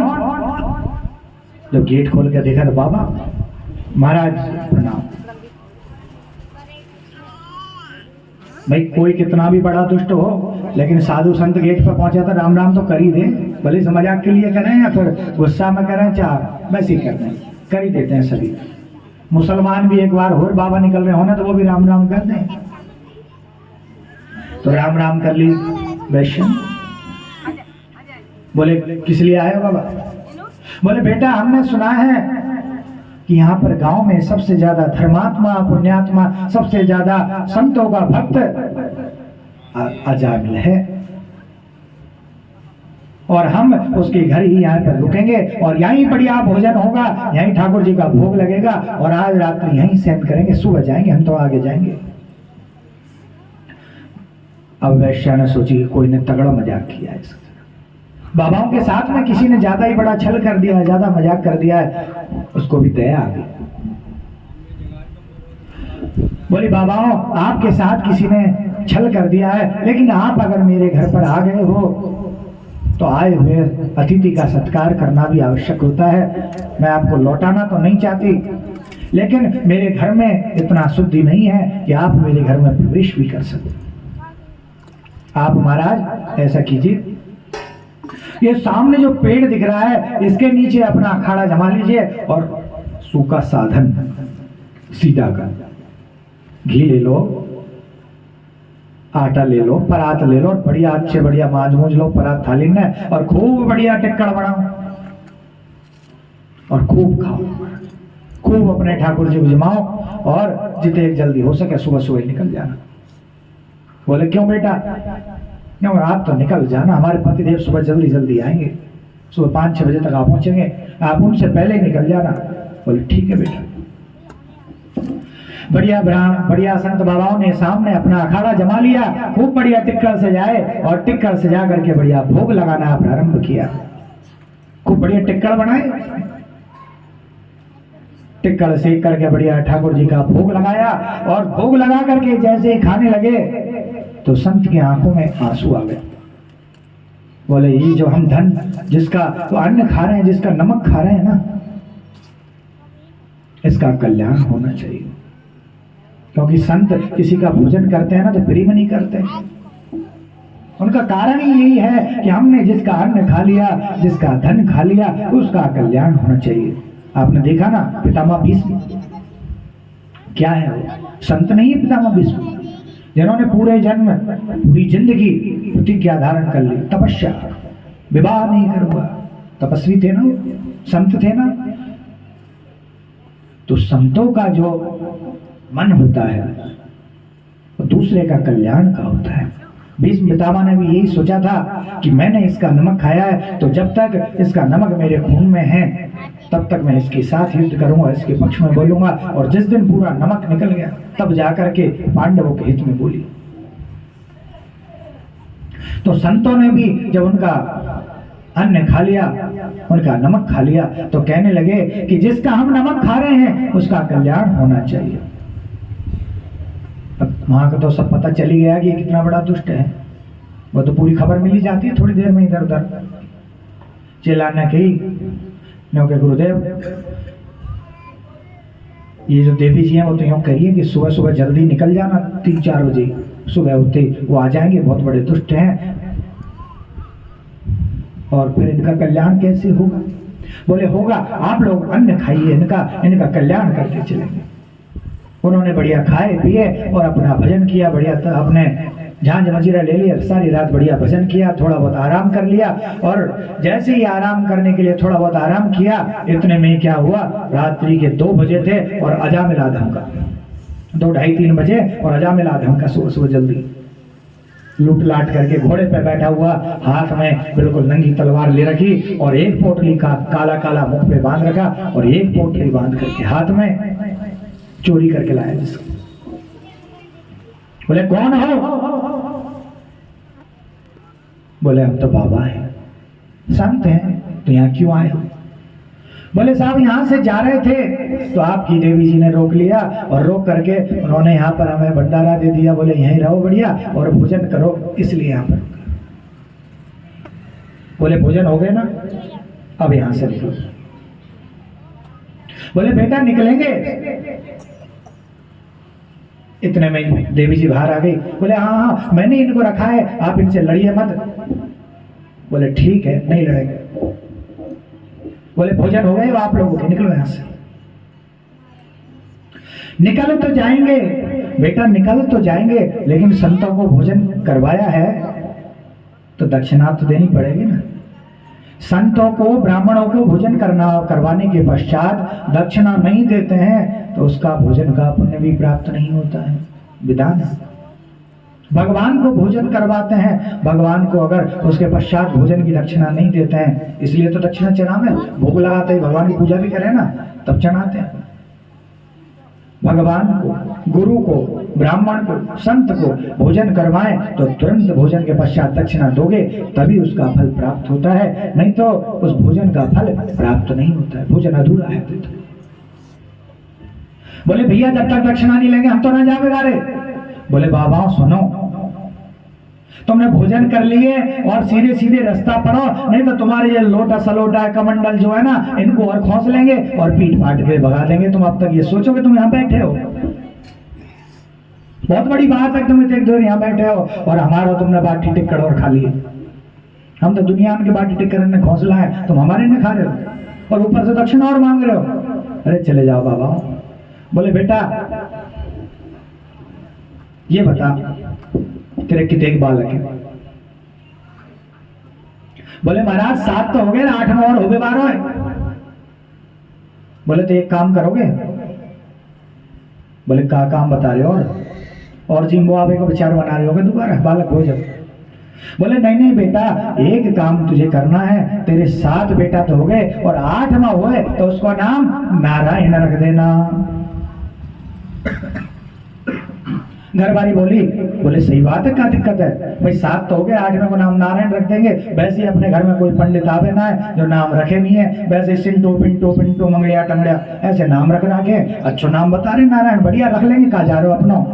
बोले बस यही दक्षिणा चाहिए, आपने अगर हमारा कहा हुआ ये वचन मान लिया, अपने बेटे का नाम नारायण रख लिया तो यही दक्षिणा हम मान निकल लेते हैं और तुम्हें आशीर्वाद देकर के। बोले महाराज चले जाओ, रख लेंगे, जाओ जाओ। महाराज ने आशीर्वाद दिया और चले गए। कुछ समय पश्चात उनके 8वां बालक हुआ।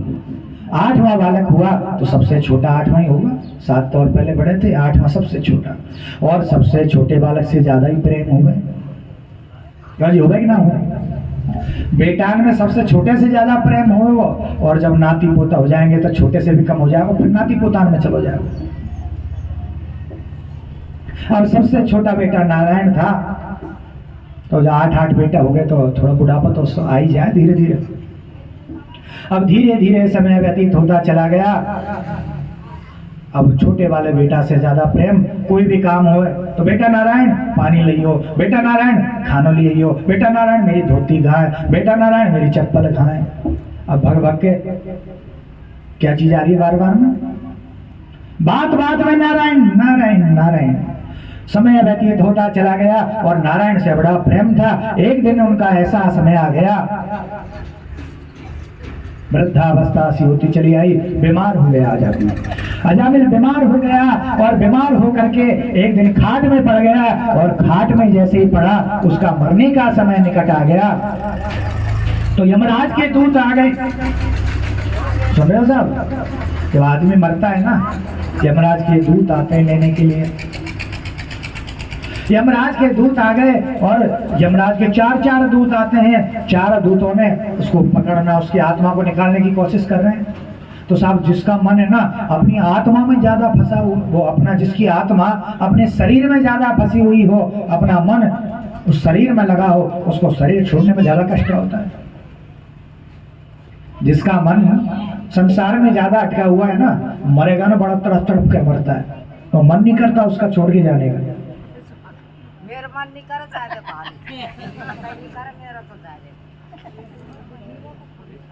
ये जो संसार है मरने की इच्छा इसमें किसी की नहीं होती। हम तो चलो मनुष्य हैं, कोई सांप हो ना, सांप हो चाहे कीड़ा हो चाहे मकोड़ा हो, आप और तो और कोई नाली का कीड़ा हो ना, नाली का कीड़ा, उसको कीड़ा को नाली में से निकाल के धर दो और बाबू मारने के लिए भगो कि भैया तो मार देंगे अगला जन्म अच्छा हो जाए, तो नाली में पड़ो पड़ो सर्रो मार दे तो तब भी वो बच करके भगेगा और भाग करके नाली में कूदेगा, क्योंकि मोए ना मरना, नाली ज्यादा अच्छी है। क्यों जी बताओ, कोई मरना नहीं चाहता। तो जब जाकर के, लेकिन जब समय आता है तो यमराज के दूत जबरदस्ती पकड़ करके खींचते हैं उसको। यमराज के दूतों ने आकर के घेर लिया और उसको खींचने लगे तो जोर से चिल्लाया, बेटा नारायण बचाइए। जब जाकर के जोर से चिल्लाया तो ऊपर भगवान ने सुन लिया। अब नारायण ने, ऊपर वाले नारायण ने सुन लिया और तुरंत अपने 4 दूत भेज दिए।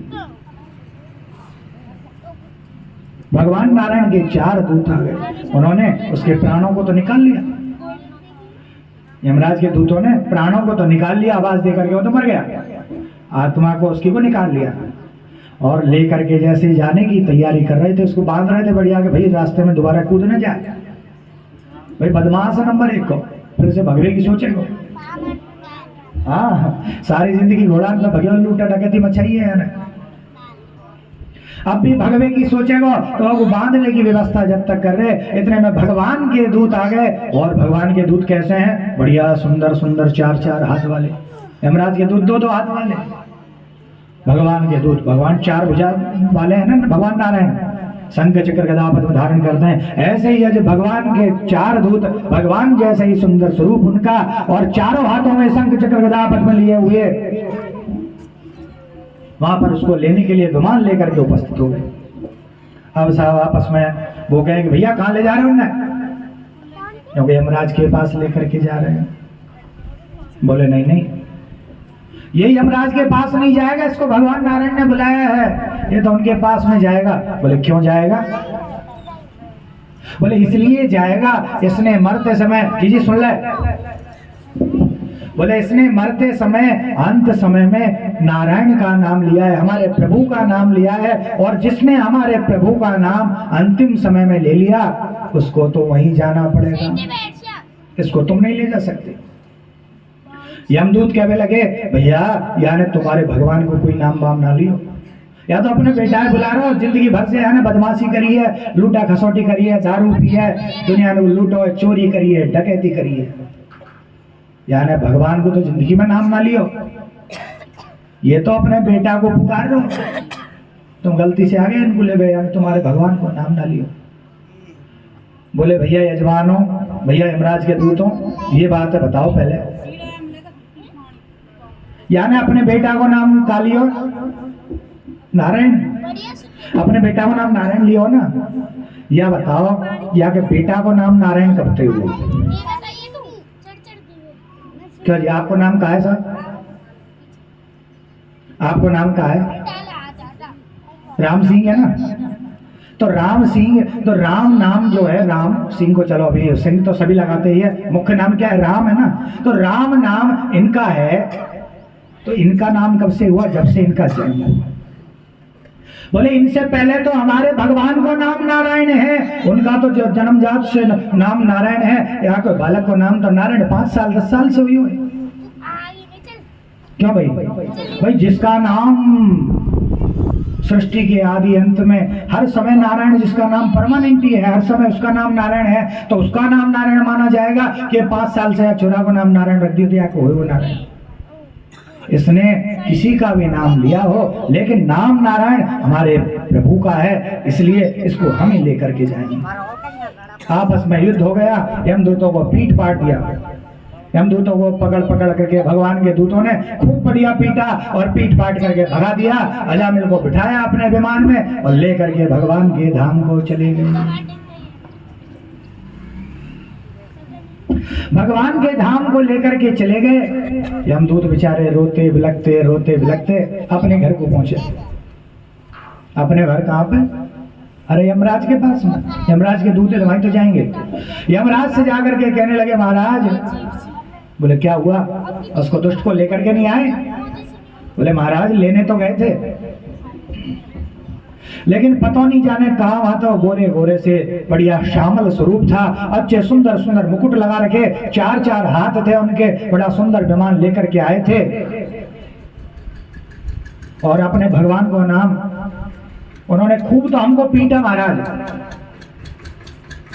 4-4 हाथ वाले थे और उन्होंने खूब तो हमको पीटा और उस दुष्ट को भी अपने उसमें बिठा करके ले गए। बोले ऐसा कौन था भाई जो तुमको पीट गया? बोले महाराज वो कुछ ऐसे बता रहे थे, उनके ऐसे सोच के बता रहे, उनके जो भगवान थे ना उनका नाम नारायण बता रहे थे। इतने में यमराज ने भाग करके, जिसने नारायण नाम लिया, तुरंत जाकर उसके मुंह के हाथ लगा दिए। बोले चुप, अरे भाई क्या कर रहे हो, हमारी दुकान बंद करवाएगो? पता है तुम किसका नाम ले रहे हो? और यहाँ पे चारों तरफ है दुष्ट आत्मा बंद पड़ी, ये नरक है, ये मेरी पुरी है, यहाँ पर तो सब दुष्ट आते हैं, और तुम नाम किसका ले रहा है? उस नाम को दोबारा यहाँ पे मत लेना। जो ये नारायण नाम है इसको दोबारा नहीं लेना, कान में लेना। यमराज कह रहे हैं ये बारो नाम है ना, बिल्कुल नहीं लेना। बोले मेरी दुकान बंद हो जाएगी, जिसके भी कान में पड़ गया उसको यहीं से तुमको बिठा बिठा के फिर वहां छोड़ना पड़ेगा। वो 4 हाथ वाले मिले थे ना, अब यहाँ ले आ जाएंगे, पीट पाट के यहाँ से और ले जाएंगे इनको सब को, फिर दुकानें बंद मत करवाओ, यह नाम है मतलब यहाँ। बोले ठीक है साहब। लेकिन महाराज उन्होंने बहुत पीटे हमको, आज से हम तुम्हारी नौकरी छोड़ देंगे, ये लावा ले बार बार उठा उठा के लावे वो काम आज से हम पे ना हुए। वो यमराज कहने लगे भाई ये काम तो अपनों है ही है, दुष्टन को पकड़ के लावे को, लेकिन मैं तुम्हें बता देता हूँ, आप लोग हाथ में डायरी पेन ले लो और लिख लो कि किसको पकड़ करके लाना है और किसको नहीं लाना है। यमराज ने लिखा दिया सांकेत्यम पारिहास्यम च स्तोभम हेलनमे बाबा वैकुंठ नाम ग्रहणम अशेषागहरम विदु। बोले सांकेत्यम, संकेत में किसी को इशारा करके समझाने के रूप में, जैसे कह रहे हैं कि वो नारायण है, इसका नाम नारायण है, उसका नाम नारायण है। कैसे भी भगवान का कोई भी नाम लेता हो, क्यों जी? भले ही से उसने नाम भगवान के लिए नहीं लिया हो, लेकिन किसी चीज को बताने के लिए, किसी चीज को दर्शाने के लिए भी, संकेत में, इशारे के रूप में भी उसने भगवान का नाम लिया हो। पारिहास्यम, हंसी मजाक में भी भगवान का नाम लिया हो, अरे वो नारायण तो ऐसा है, मजाक में भी भगवान का नाम ले लिया। स्तोभम, जल करके, हेलनम, जल करके, चिढ़ करके, गुस्सा होकर, क्यों जी? गाली में भी अगर भगवान का नाम ले ले, गाली में भी किसी ने अगर भगवान का नाम लिया, बोले किसने लिया था गाली में भगवान का नाम? लिया था ना, किसी ने 100 गाली देने की कसम खा तो रखी थी, जानते हैं उसके बारे में? कथा है कि उसकी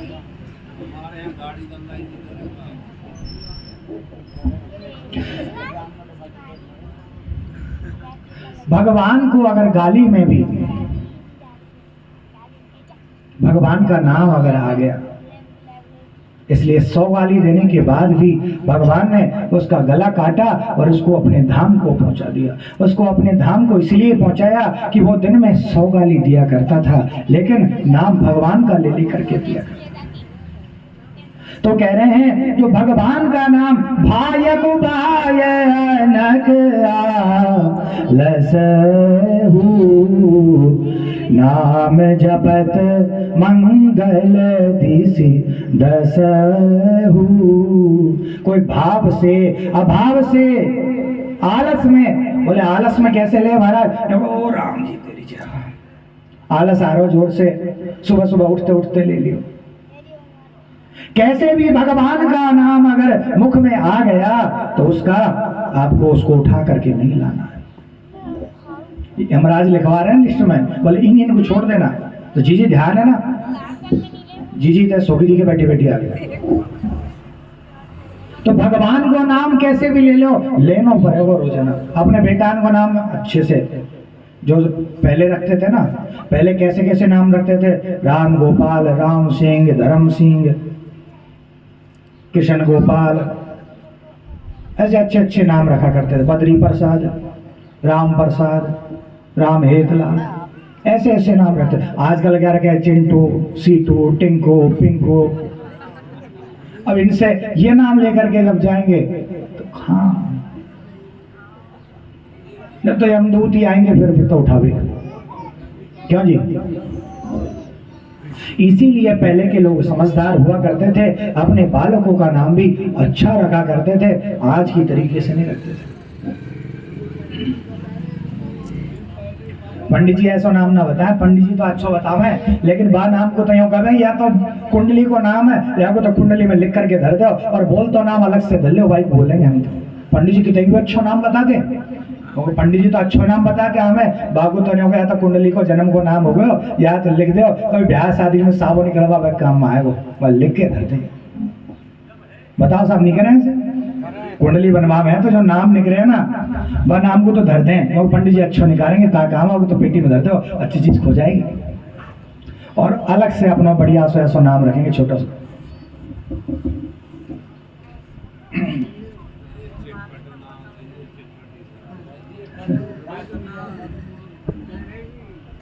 भगवान का नाम ऐसा है कि जिसको एक बार भी अगर गलती से उच्चारण हो जाए तो उसका फल कितना होता है उसका कोई अनुमान नहीं है। एक कथा सुनाया आपको। एक बार साहब एक बड़ा दुष्ट एक दुष्ट था, एक दुष्ट तो था ही। एक दिन क्या हुआ, संतों की एक टोली निकल रही थी और एक बाबा अच्छे मुस्टंडे थे तगड़े से, 2 4 5 उनके चेला भी थे, महाराज तगड़े से थे। तो एक दुष्ट था गांव का एक दुष्ट था, उसको महाराज ने पकड़ लिया, बेटा इतना आइए रे। क्यों बाबा, क्या जरूरत पड़ रही है मेरी? ऐसे तो आ बरा। तो जैसे वो नजदीक आया तो बाबा ने जोर से बाबा को हाथ पकड़ लिया। क्या करे हो? बाबा ने जोर से बाबा को हाथ पकड़ लियो, बोले बेटा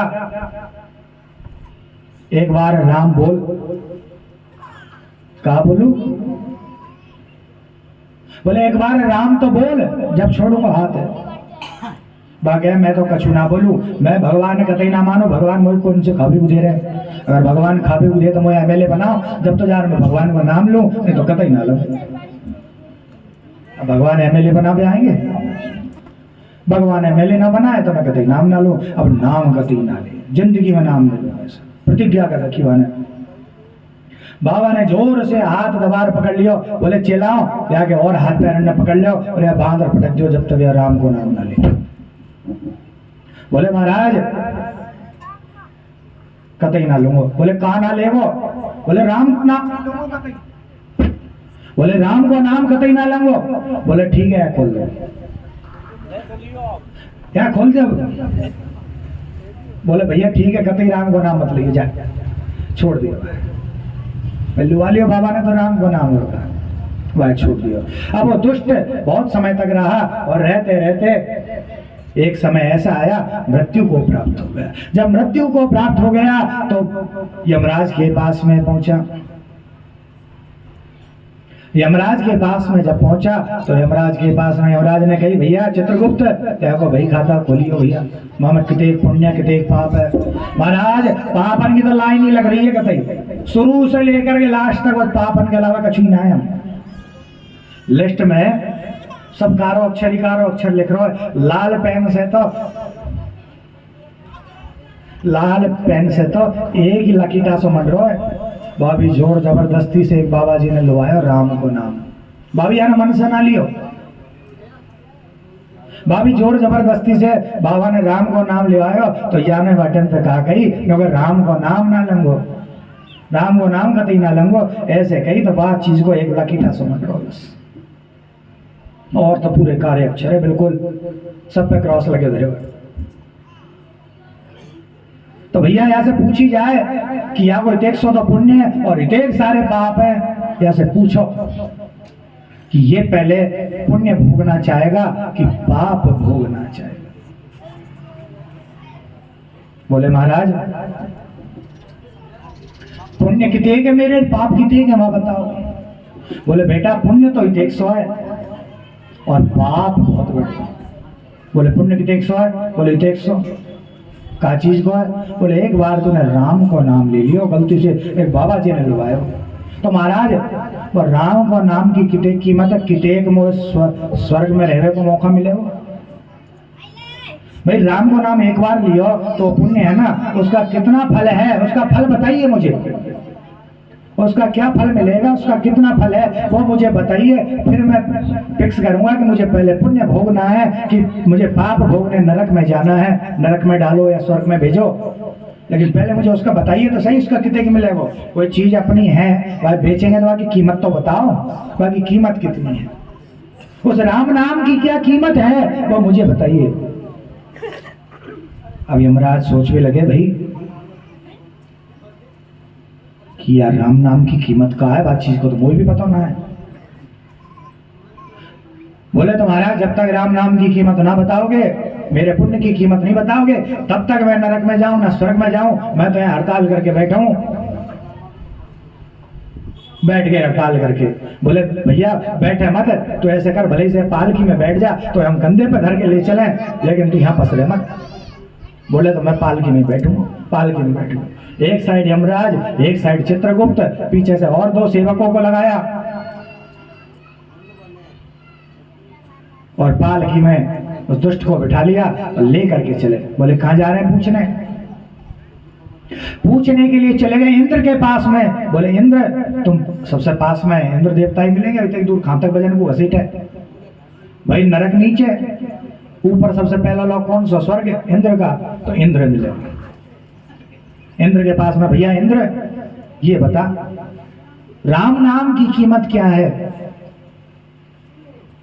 इस चीज को पूछने के लिए इंद्र के दरवाजे पर जैसे ही, एक साइड कौन कौन लग रहा है, यमराज चित्रगुप्त, 2 पीछे और लगा रखे। जैसे इंद्र के दरवाजे पर पहुंचे, इंद्र ने देखा कि कोई धर्मात्मा आ रहा है।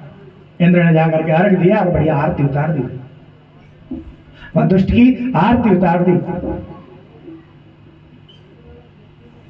बोले भैया आगे काय को आरती उतारे होता, दुष्ट है। बोले हमको क्या पता, जब तुम कंधा पे बिठा के आ रहे हो, तो हमने तो सोची हो सके कोई बड़ा पुण्यात्मा है, स्वर्ग में छोड़ के आ रहे हो या तुम खुद ही, नहीं तो और इनको तो दूतन के साथ भेज दो, या वो स्वयं लेकर के यमराज खुद स्वर्ग में छोड़ने आ रहा, मतलब तगड़ो बड़ा पुण्यात्मा, इसलिए आरती उतार दी हमने तो भाई।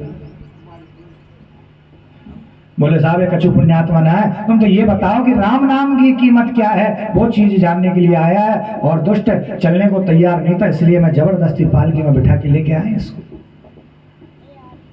बोले साहब यह चीज की तो मुझे भी पता ना है। बोले तो पता ना, तो लगे हमें पालकी उठाते उठाते हम इतनी दूर परेशान हो गया, लग जा, आजा। इंद्र लग गया, चित्रगुप्त पीछे के वापस चलोगे, पीछे एक सिपाही भैया तू जाके समार कामन है, और चित्रगुप्त पीछे के वापस चलोगे, आगे एक साइड इंद्र एक साइड यमराज, दोनों मिलकर के ब्रह्मा जी के पास में चले गए। बोले ब्रह्मदेव, जाकर के जैसे ब्रह्मदेव को आवाज लगाई और गेट में प्रवेश करने लगे, तो ब्रह्मा जी ने तुरंत अपनी गंगा जली के उसमें से जल लिया, कमंडल तो तुरंत रखे, जल का अर्घ दिया और तुरंत उनको आरती उतारे और पधारो साहब पधारो। अरे महाराज पधारे का, तुम्हें आरतान ने क्यों उतार रहे हो भैया, कछु एक बड़ो पुण्यात्मा तुम कंधे पर धर के लाए, अब आर तो ना उतारेंगे हम भाई, इतने बड़े बड़े इंद्र है, यमराज है, पीछे चित्रगुप्त लग रहा है, और हमें वो आर तो ना उतारेंगे। बोले हमें, बोले महाराज आर तो मत उतारो, ये तो बहुत बड़ा दुष्ट है, या तो हमें ना राम नाम की कीमत जानो चारो है, इसलिए बिठा करके लाए। बोले भैया राम नाम की तो बहुत बड़ी कीमत है।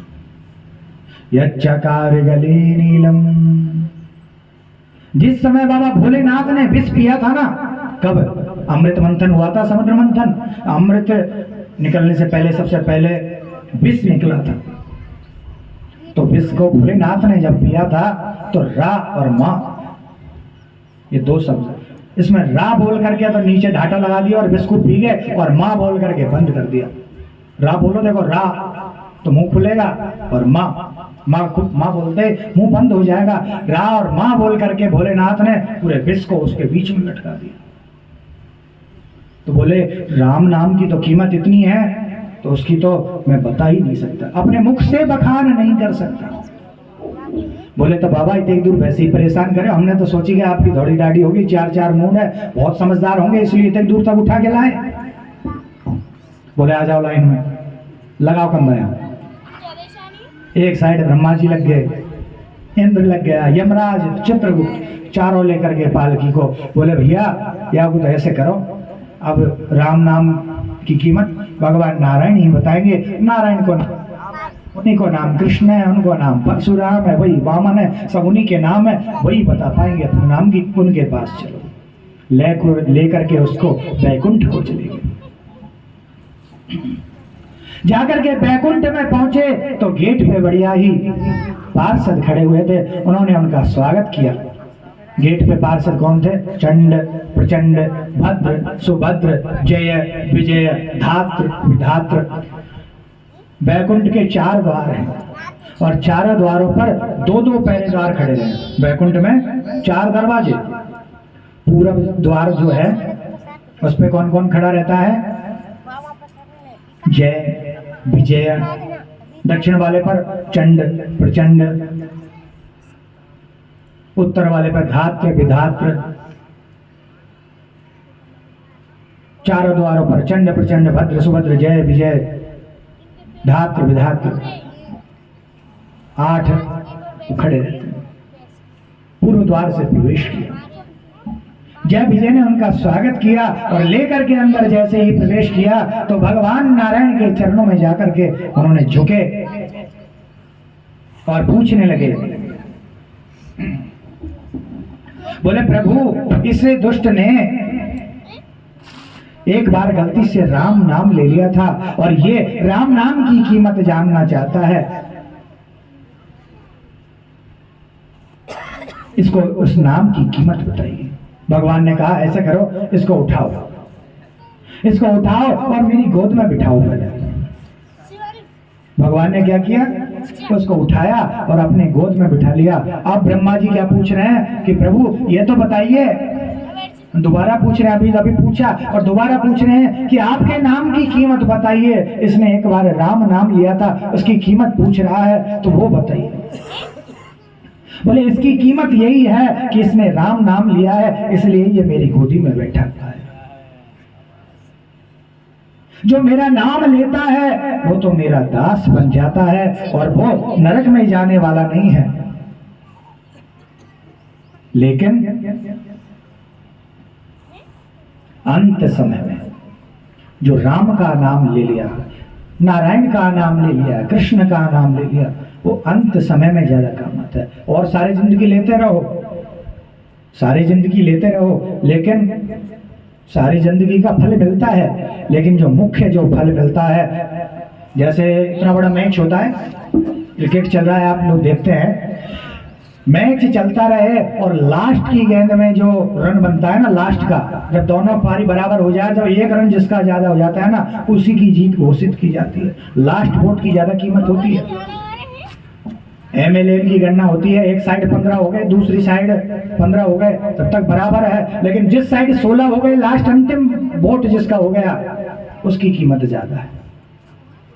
अंत समय में जो राम नाम अपने मुख से निकल गया, उसकी ज्यादा कीमत है। और वो तभी निकलेगा जब जिंदगी भर उस चीज का हम अभ्यास करते हैं। तो अभ्यास ही ना तो कौन थे, रस्सी को घाट पर से खींचो, खींचते खींचते खींचते उस पर निशान पड़ता जाता है और एक दिन वो पट्टी चीरी कुआ के पारा पे धर देना, पर रोज रोज रस्सी को उस पर पटक के खींचो, धीरे धीरे निशान पड़ेगा और एक दिन वो रस्सी, उसकी बताओ क्या चीज है रस्सी और क्या पत्थर की शिला, उस शिला को काट देगी।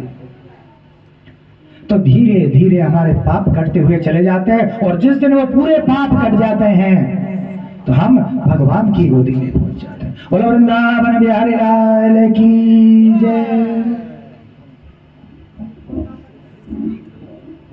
हाँ जी, आगे की कथा कुछ विश्राम के पश्चात होगी। आप लोग भी चाय नाश्ता जो लेना चाहें ले सकते हैं। इसके पश्चात कृष्ण जन्म महोत्सव होगा। आप लोग बढ़िया फेंटा एटा बांध करके सुशोभित है ही, माताएं भी अच्छे वस्त्र धारण करके तैयार हैं, पीले पीले लुगड़ा पहन करके, क्योंकि नंद बाबा, यशोदा मैया, उनके घर में जब लाला को जन्म भयो तो सबन ने बढ़िया अच्छे अच्छे वस्त्र धारण किए, पीले पीले लुगड़ा पहने और गुजर और गुजरी खूब नाचे भगवान के आनंद। भगवान कौन के घर में आए? क्यों जी, भगवान कौन के घर में आए? भगवान गुजरन के घर में आए कृष्ण भगवान। और देखिए आप लोग एक बात और देखिए, भगवान कभी भी बहुत अच्छे अच्छे अपने यहाँ पर देश हैं, अमेरिका है, चीन है, जापान है, रूस है, इतने बड़े बड़े समृद्धशाली देश हैं, लेकिन भगवान कभी भी उन देशों में प्रकट नहीं हुए। बताओ कौन से भगवान को जन्म हुयो? बताओ कोई अमेरिका में कोई से भगवान प्रकट हुयो? कोई से पैदा भयो भगवान? सभी देवी देवता, कैला मैया आई तो कहाँ आई? भारतवर्ष में। भगवान कृष्ण आए भारतवर्ष में, राम जी आए भारतवर्ष में, नृसिंह भगवान आए भारतवर्ष में, वामन आए भारत में। जितने भी भगवान का प्राकट्य हुआ है सब भारतवर्ष में, क्योंकि ये जो भारत भूमि है वो क्या है? वो एक विशेष, जैसे ये पूरा शरीर है ना, कल बता रहा था आपको, ये पूरा शरीर है, इसमें आत्मा का निवास कहाँ बताया है? बोले आत्मा कहाँ? उंगली में होती है, पैर में होती है। आत्मा का संचार सब जगह होता है, लेकिन आत्मा का निवास कहाँ होता है? हृदय में। उसी प्रकार ये जो पूरा संसार है, उस पूरे संसार में जो भारतवर्ष है वह आत्मा है, और आत्मा में ही भगवान का निवास होता है। इसलिए भारत भूमि में ही भगवान का प्राकट्य होता है। और इस भारत भूमि में वृंदावन क्षेत्र में, मथुरा क्षेत्र में, ब्रज क्षेत्र में भगवान का प्रादुर्भाव होगा।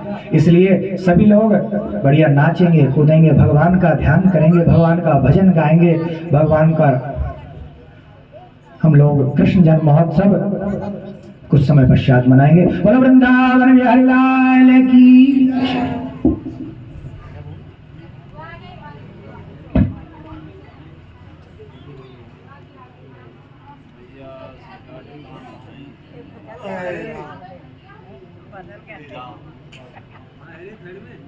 घाट